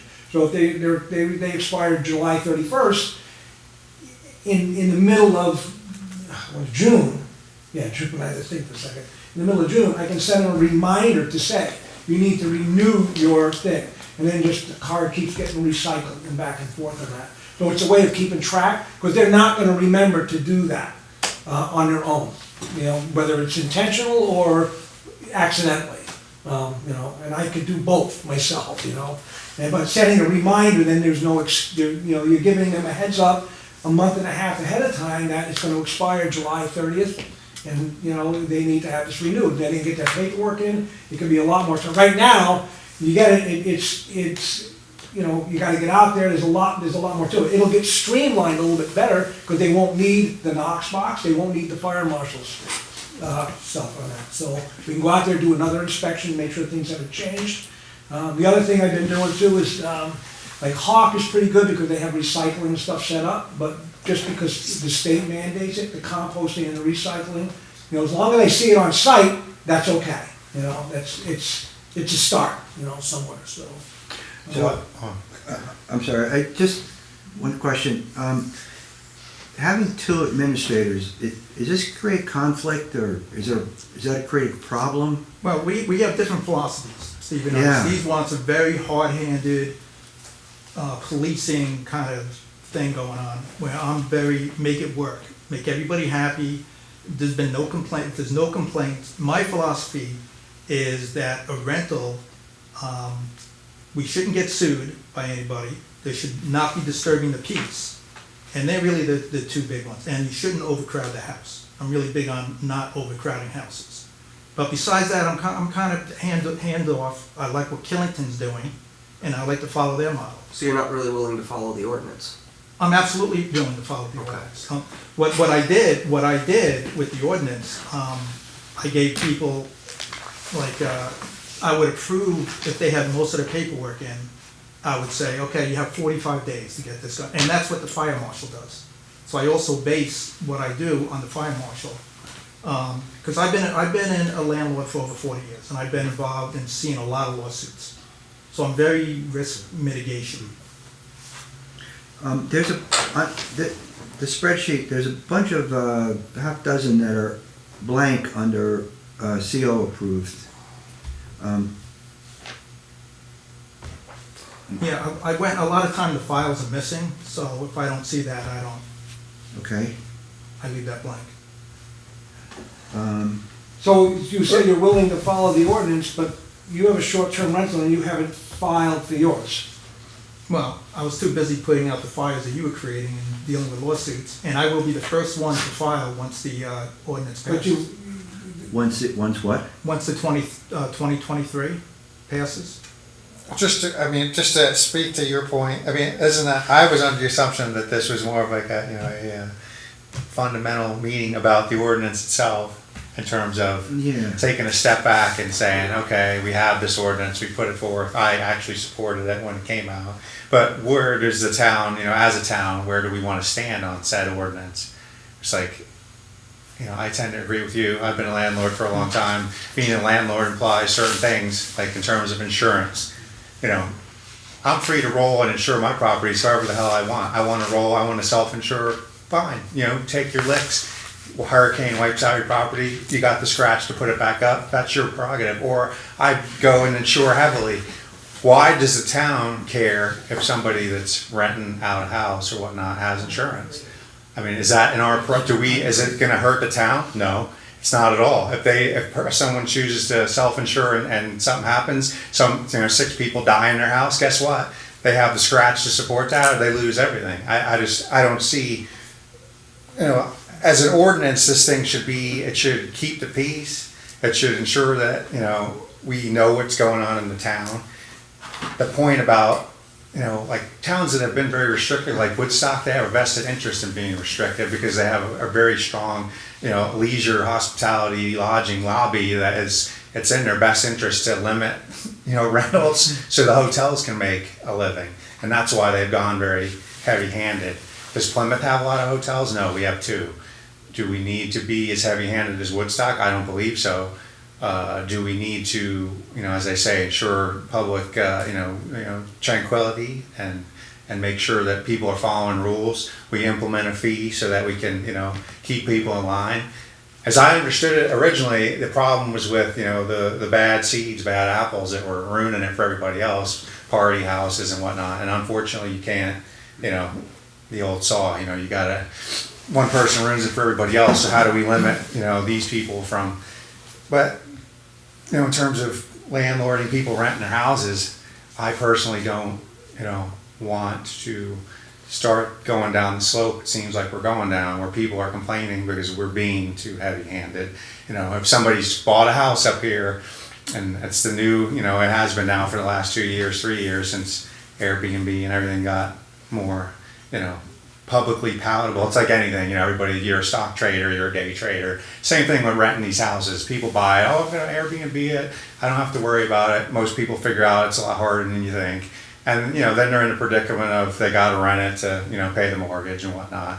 So in that boat, in that sphere, you're gonna have people that are gonna, either lose their house or rent it. They're gonna rent it anyway, and they're gonna rent it to 10 people, 6 people, whoever's willing to write a check, they're gonna rent it to. So we as a town have to decide where we're gonna interject in that process. So we're gonna stand there and say, you gotta do this, that, do that, or are we just gonna let them fail on their own and, and just let the marketplace wash all that out and have a realistic strategy for, mitigating the bigger disturbances, I don't know. That's how I see it. I don't think that we need to be. Which there were no problems this year.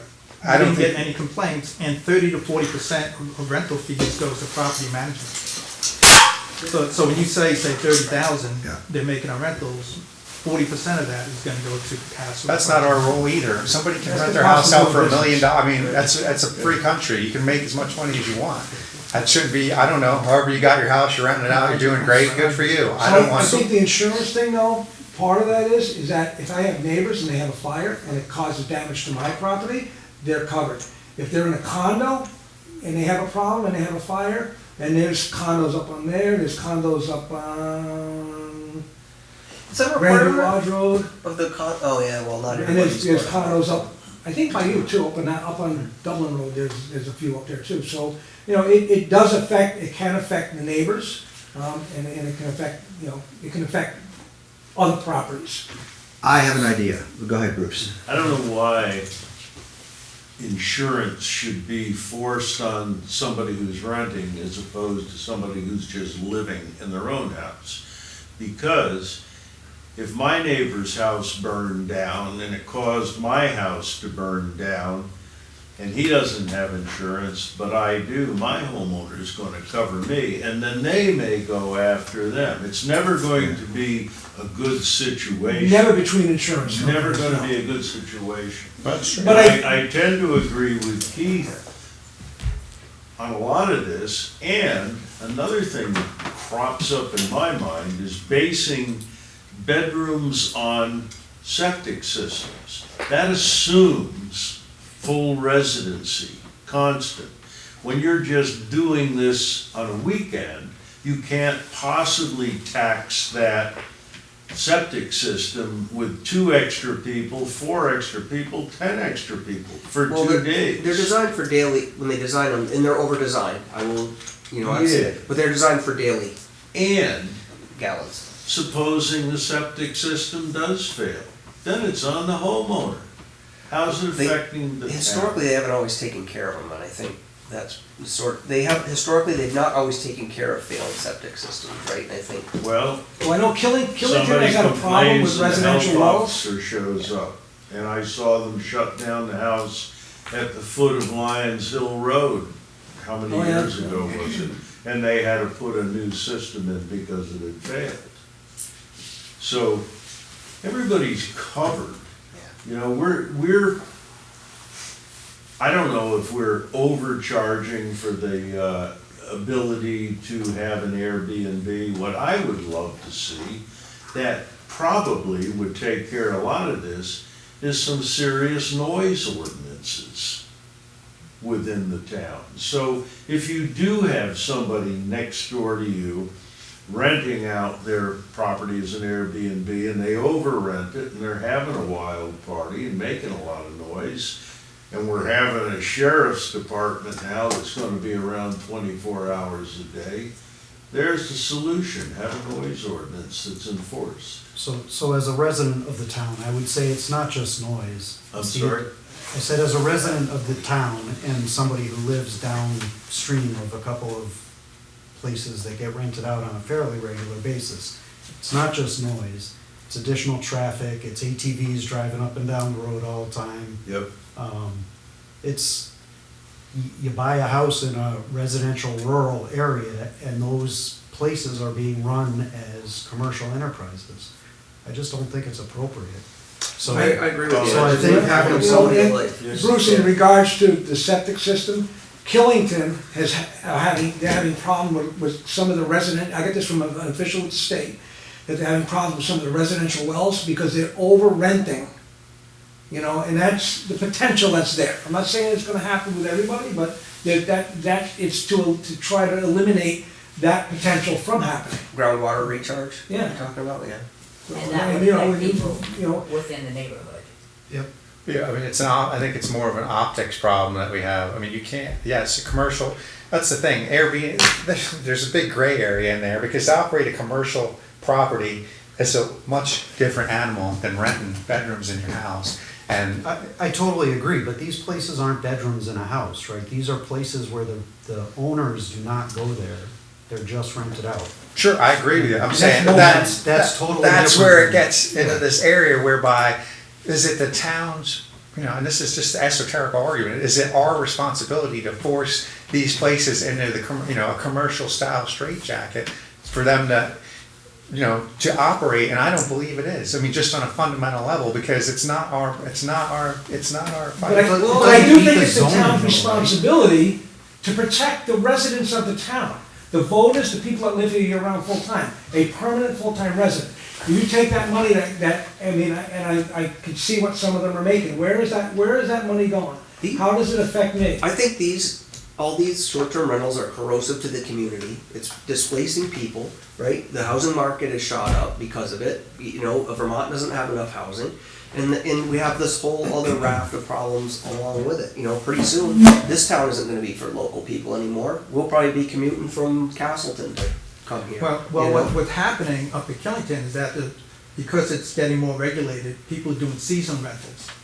So when you do a seasonal rental, you have zero control. So like if you shut down some Airbnbs near you, you could have a seasonal rental where they put 20 or 30 people. And then you have a serious problem. I would still I mean, that's argue what's that, happening. I would still argue that doesn't comply with the zoning, right? I mean, you have a 3-bedroom house, you can't put 20 people in it and still meet your septic But- requirements. but- And I will tell But you, they will, though, and with it's a happening. seasonal rental, if I had seasonal rentals next to me, they become my neighbors and I can go over and I can talk to them. When you're flipping a house every weekend or every few days, you know, you talk to them and then you got a new group in and you gotta talk to them again. I've done that. I've already done that. You know, with the seasonal, they become your neighbors. I know who's up here. Hey, geez, Jay, how are you? It's also our community, and we have a responsibility to like ask people how you want to live in this community, right? And it's not my job to decide that for everybody, but I think the town's got a certain, you know, at some points say, what do we want to be? Well, we all agree that there should be registration, or there should be some kind of control. I mean, we all agree on that, it's just the extent.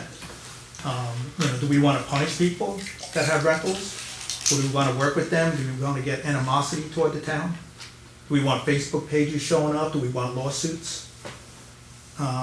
If we do a heavy-handed, there's gonna be lawsuits. I'm not afraid of lawsuits. We've had this ordinance reviewed by legal, and there's nothing in there that, Yeah, but well, it's the way things are implemented, and anybody could sue for anything.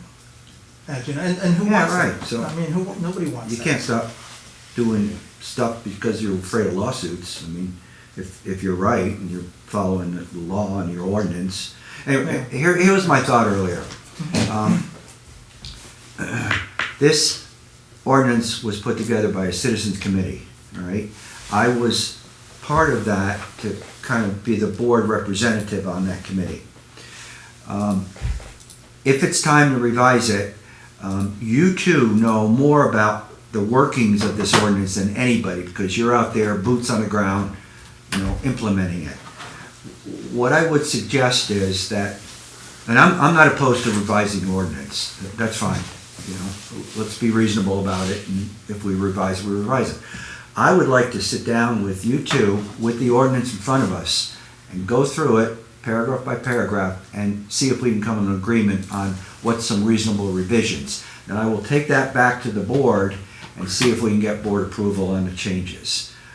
or these two are welcome to sit in on it, and we'll do it all together, I but would like to I'm just take trying a- to spearhead it. I'd like to just for perspective. Does that make sense? That makes total sense to me, but for perspective, I would like to, survey the town again. We did that, Yeah. several years ago. I'd like to just see where the town sits, what's priorities for them. Maybe short-term rentals are a priority, and if that's the case, that's sort of how we, that's our framework for moving ahead. That's fine, and we can do this and present something at town meeting, if we get, Well, that's an idea. If we get it done. Let's say if we do a more lenient and user-friendly Yeah. application, and then let the town see it. yeah, we And see if can, the town wants to approve a more lenient. if we come to an agreement amongst us on some reasonable changes, then we can present it at town meeting and let them comment on it. If you want, that's fine. Does that make sense? I always wonder, when you say more lenient, what would you like to eliminate? Well, something definitely the you Knox two box. have to I mean, talk like I about. said, I don't know any other town that has a Knox box.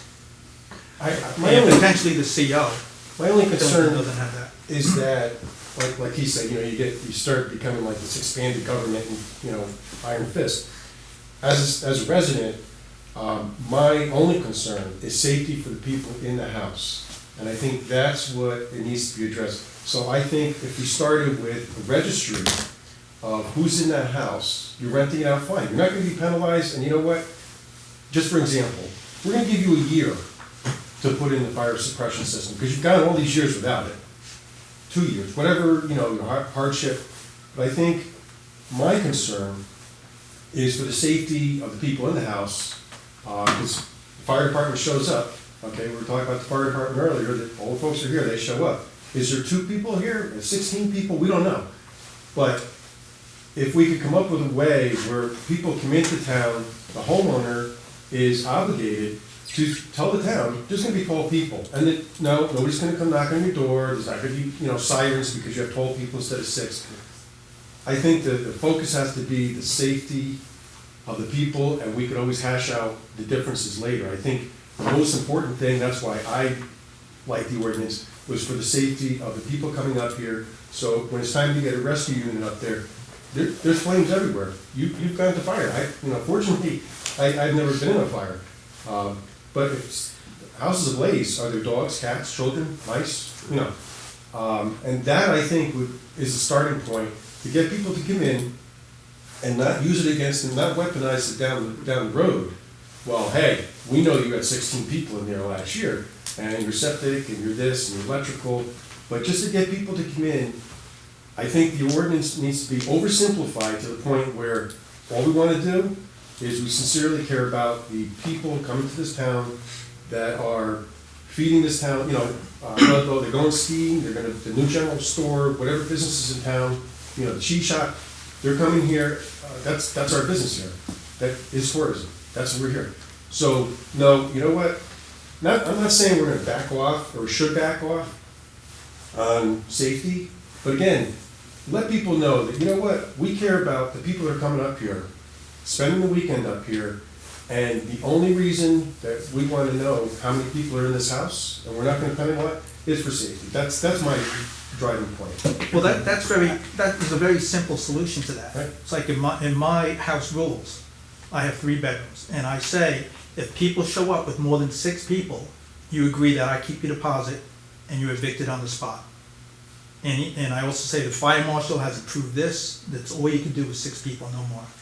Right, And then but people see because- that, and I've never had a problem after. Okay, but that's kind of contrary to my point. My point being that they're gonna say 6, they're gonna tell you 6, and there's 12. Now the fire department shows up, and everybody says there's 6, but there's 12. That's why I just think that the initial point of the ordinance was for people's safety, to know how many people are in the building. If you take it, you make it equitable, it has to be equitable for everybody. Right. So you can't just pick and choose and say, now, we've already got 30 Knox boxes out there. Those people would say, well, I want my money back. That's gonna be. No, that's- as I mentioned Well, down you the would have to road. give them some And what kind of happens break. with the Knox box You have as to give them well, a break. we get a call from somebody, geez, I've been trying to call, they rented a house up, and I'm getting no answer. It's also a welfare check, it's EMS, it's carbon monoxide. If there's a central station, it works better, without question, it works better with a central station.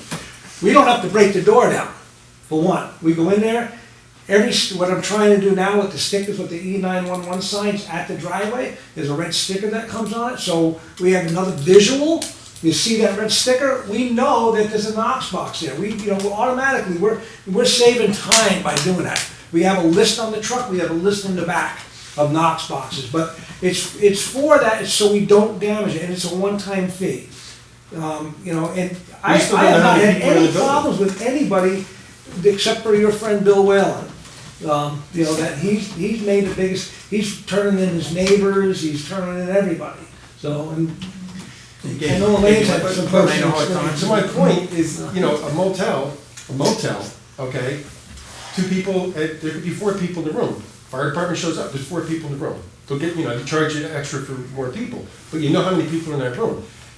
Again, this is the reason I thought the ordinance was a good idea.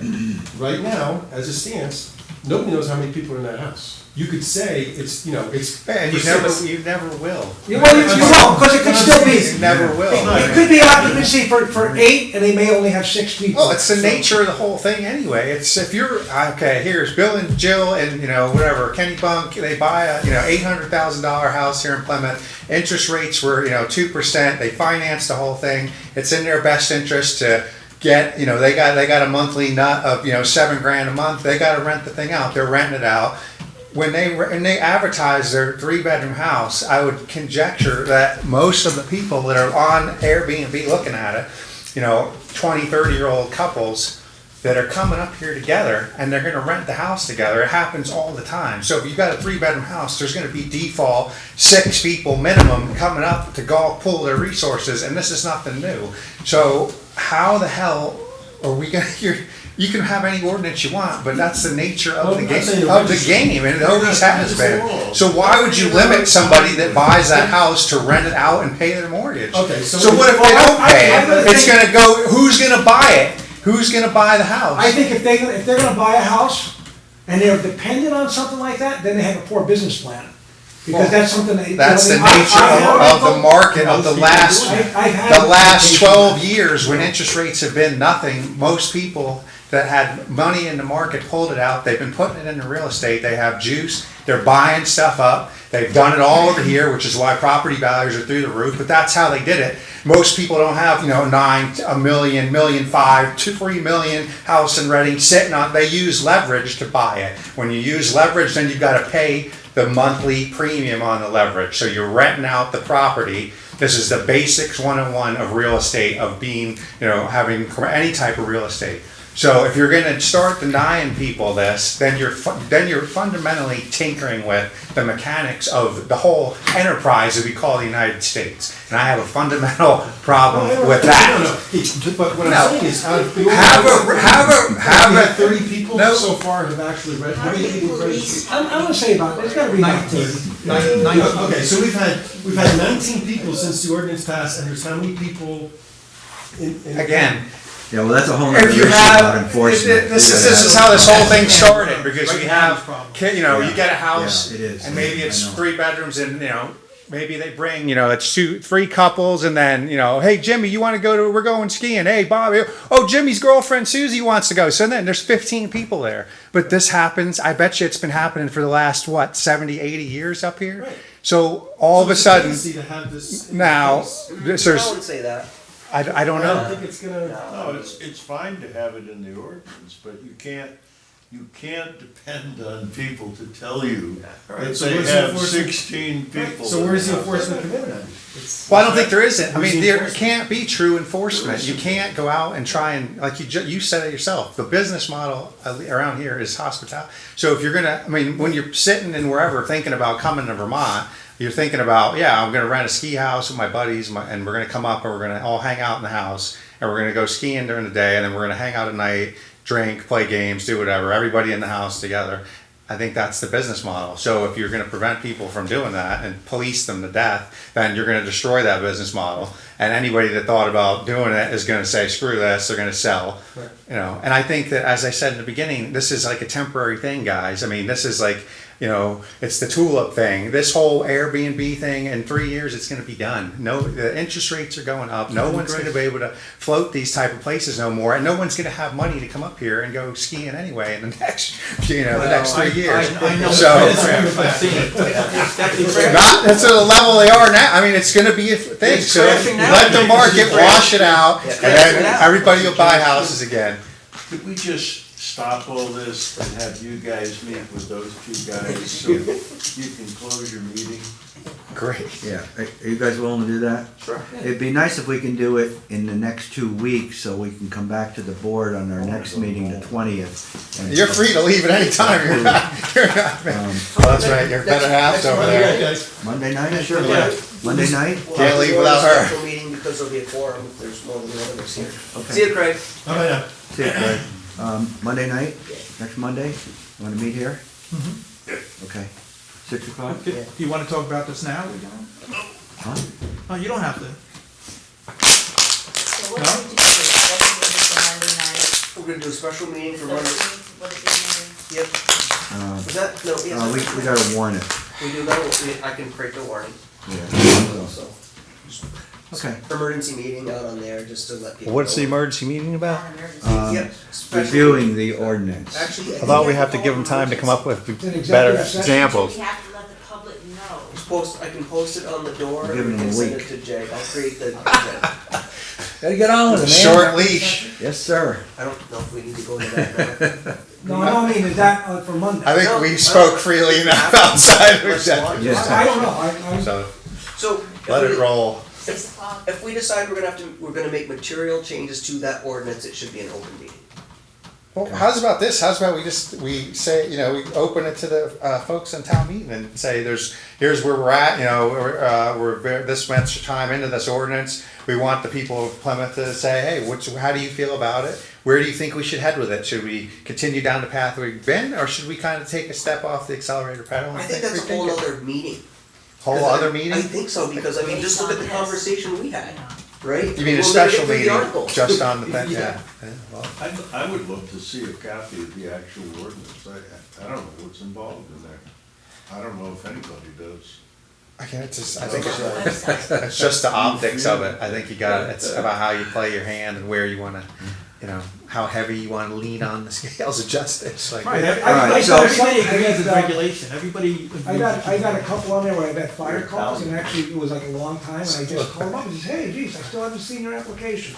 And that's, you know, to me, that's not being heavy, that's just saying, you know, I was there at a fire call. Here's a perfect example. It was a CO call. I mean, I don't wanna get into, it's 8 o'clock, 10 after 8, and we've got warrants and mail to do, so I think. Anyway, well, So- it was a Yeah, CO but call. at the very least, I think that a homeowner should be allowed to stay on property. ATVs and all the rest of that stuff. Because the homeowner can control what's going In on. my mind, Oh, this just absolutely. gives you some That's not in the reason to ordinance. complain. Well, it doesn't say they Town meeting, can't. write a letter Right. saying. Because of head count. is going down. So just So we have a lot. Okay, going on. well, there's a suggestion on a change, potentially, that's fine. Because I know when I ran on my property, Yeah. So you cut down. Okay, property. well, keep Or thinking, even if Mike, it's keep one thinking. weekend a year. No, I'm serious, both of you, I appreciate it, and it's good you're coming from different directions and different attitudes, positions. I don't think so, Rich. Well, I think it's healthy for the community as a whole, to hear both sides, that's all. You don't have to agree with it, but, you know, it is what it is. Thanks for coming. Okay, well, thank you. Yeah, so we're gonna warn a special meeting for next Monday, What time? All right? 6 o'clock, okay? Thank you. All right, O'clock. Okay, Keith, see you later. thank you. Appreciate it. Good seeing you. Put in a couple hours. Have a good night. No, we could. We could. Still gonna have heart. I look like I need it. done. It's a long ways from Romano's, but Somebody was just, Michelle was bitching about that. so far. Michelle. So we need to make a motion to approve that. That's from the Oh, they're still there. standard, to be the paper. See you guys later. Take it easy. Good night. So, this is just a bill, right? Patrick, could you keep us on film for a little bit longer? Just the minutes Oh. of the last meeting.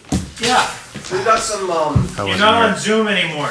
okay, Is we that have. okay? There was one person on Zoom, but she left. Okay, we just have to approve these minutes. Okay, yep. What was the program on this? What was the question? Oh, that was the standard one. Oh, that, okay.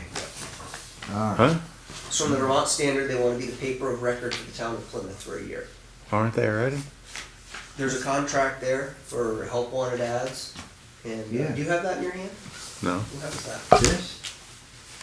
I got this in the I have bill from the minutes. sheriff. Okay, well, then, I passed them along like I thought, but let's start with the minutes then for Monday, January 16th. Okay. I'll find that.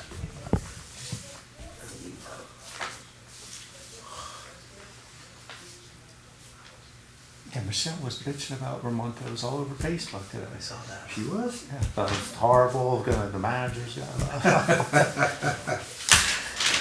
Is it that they get sold or something? No, No. no. Vermont House in Bridgewater? Yeah, she said. Yeah, she was going on and on about it, about how it was all bad. It went downhill. New people. Gotta go. Michelle did that? Yeah. No. That's a great place, we love that place. Yeah. All right, I'm gonna make a motion to approve the minutes from Monday, January 16th. Okay. I'll second. Hey Elaine, is there a spaghetti dinner coming up? Apparently there is a free spaghetti dinner coming up from the fire department. Yeah, that's the one I'm talking about. Yeah. Emergency service. 17th, emergency services, not fire department. Yeah, okay. Okay, Kathy wasn't sure if that was an old article she read or if it was. No, it's on Facebook, right? Yeah. Yeah, I think that's where she saw it. Yeah. Okay, so that's for real. So you wanna, you need a second for this? Yep, I made a motion to approve. I'll make a second. Okay. All right. All in favor? We're talking about the minutes, right? Yeah. I'm still Yeah. reading. Okay. Excuse me, I'm on the second I'm page. gonna pound it out here in the last 10 minutes. I just see my name on it, making sure it all lines up. What, you actually read them? Greg Obrisky. I see my name more in the papers now. Hey, you're famous, man. Yeah. Famous. Yep. Yep. Amos. All right, yeah, they look good. All right, all in favor? Okay, good. So, the paper of record for legal advertising and help wanted, dear select board, is the Plymouth requested the following, is the Vermont Journal proposal to become the paper of record for the town of Plymouth and publish all legal and help wanted advertising for the year 2023 through March 2024 for the town. We propose the following rate, $14.50 per column inch for all legal and help wanted advertising. All help wanted advertising will be placed in the help wanted section.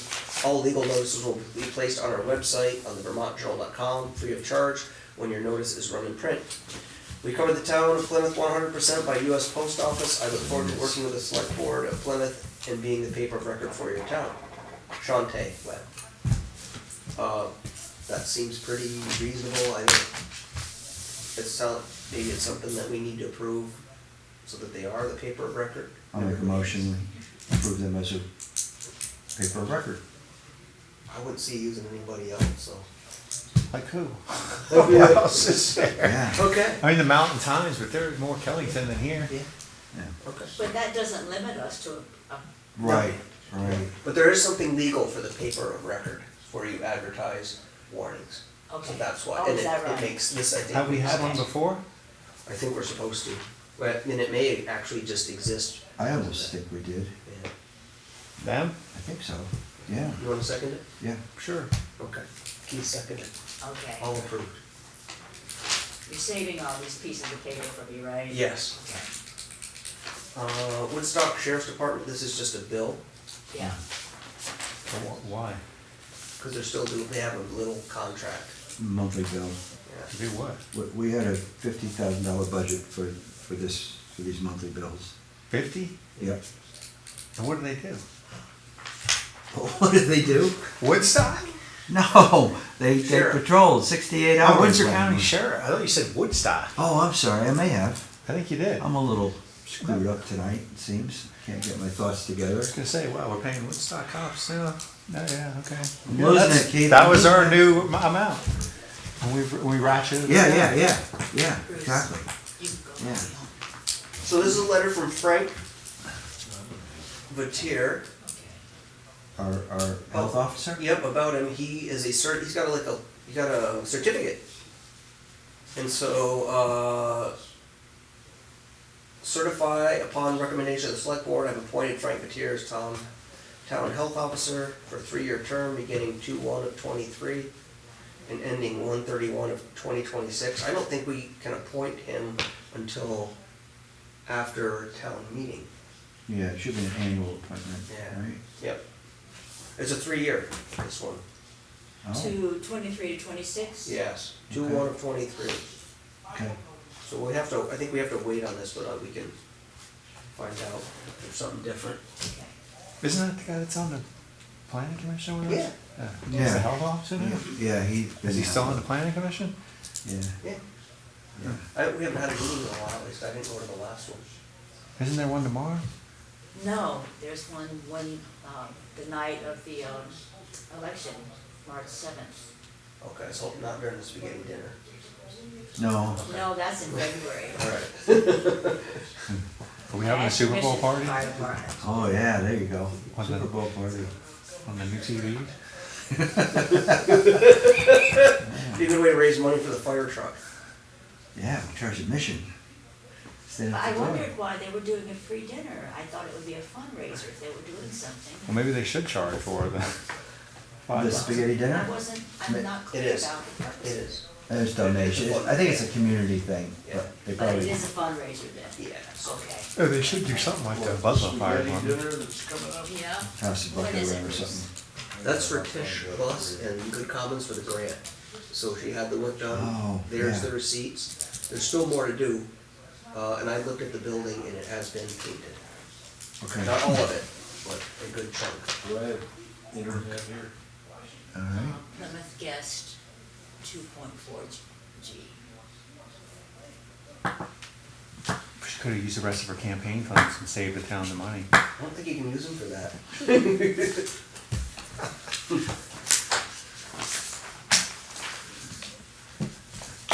I'm not gonna have on camera. Oops.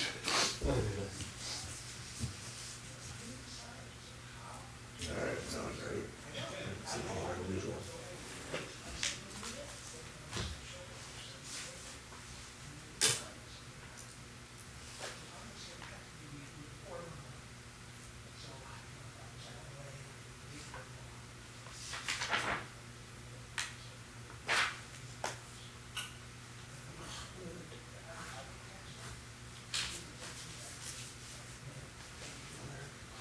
Hey, just so you know, did I ever explain what happened with the roof electric heat tape?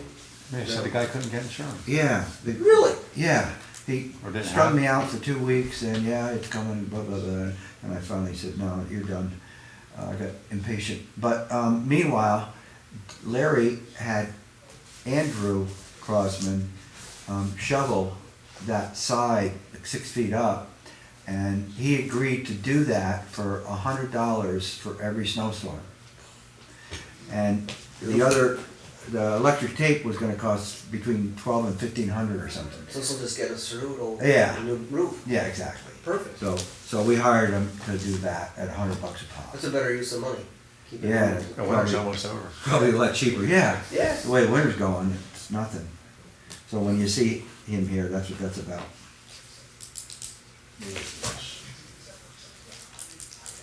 February 18th, Saturday, from 5:30 to 7:30, Plymouth Emergency Services Spaghetti Dinner. That's it. It's not this weekend, but the following weekend. Following, that's what I'm talking about. That's the holiday. President's Day? Is it? Yeah, weekend. Okay. I know, cause I gotta work that day, On Monday? No, it's Saturday. but Saturday. President's Day is Monday. Oh. Are we, and we scheduled a select board meeting for that. Well, we can't do it on President's Day. You got plans? Honor the president. Oh. having a special honor meeting the next president. Monday, right? Yeah. So would you We're do it close again? to an ex-president. Very close, yeah, especially we can't not honor it in this town. That'd be sacrilege. So next Monday, we'll get that out tomorrow then, right? I'll get that, I'll have the warning for you, Okay, and you don't need to be there to take notes. okay. So that's the shoveling roof then, right here. Yeah. It's gonna be just a working meeting, but we'll take notes. And we're 3 times a year. I'll take care of it.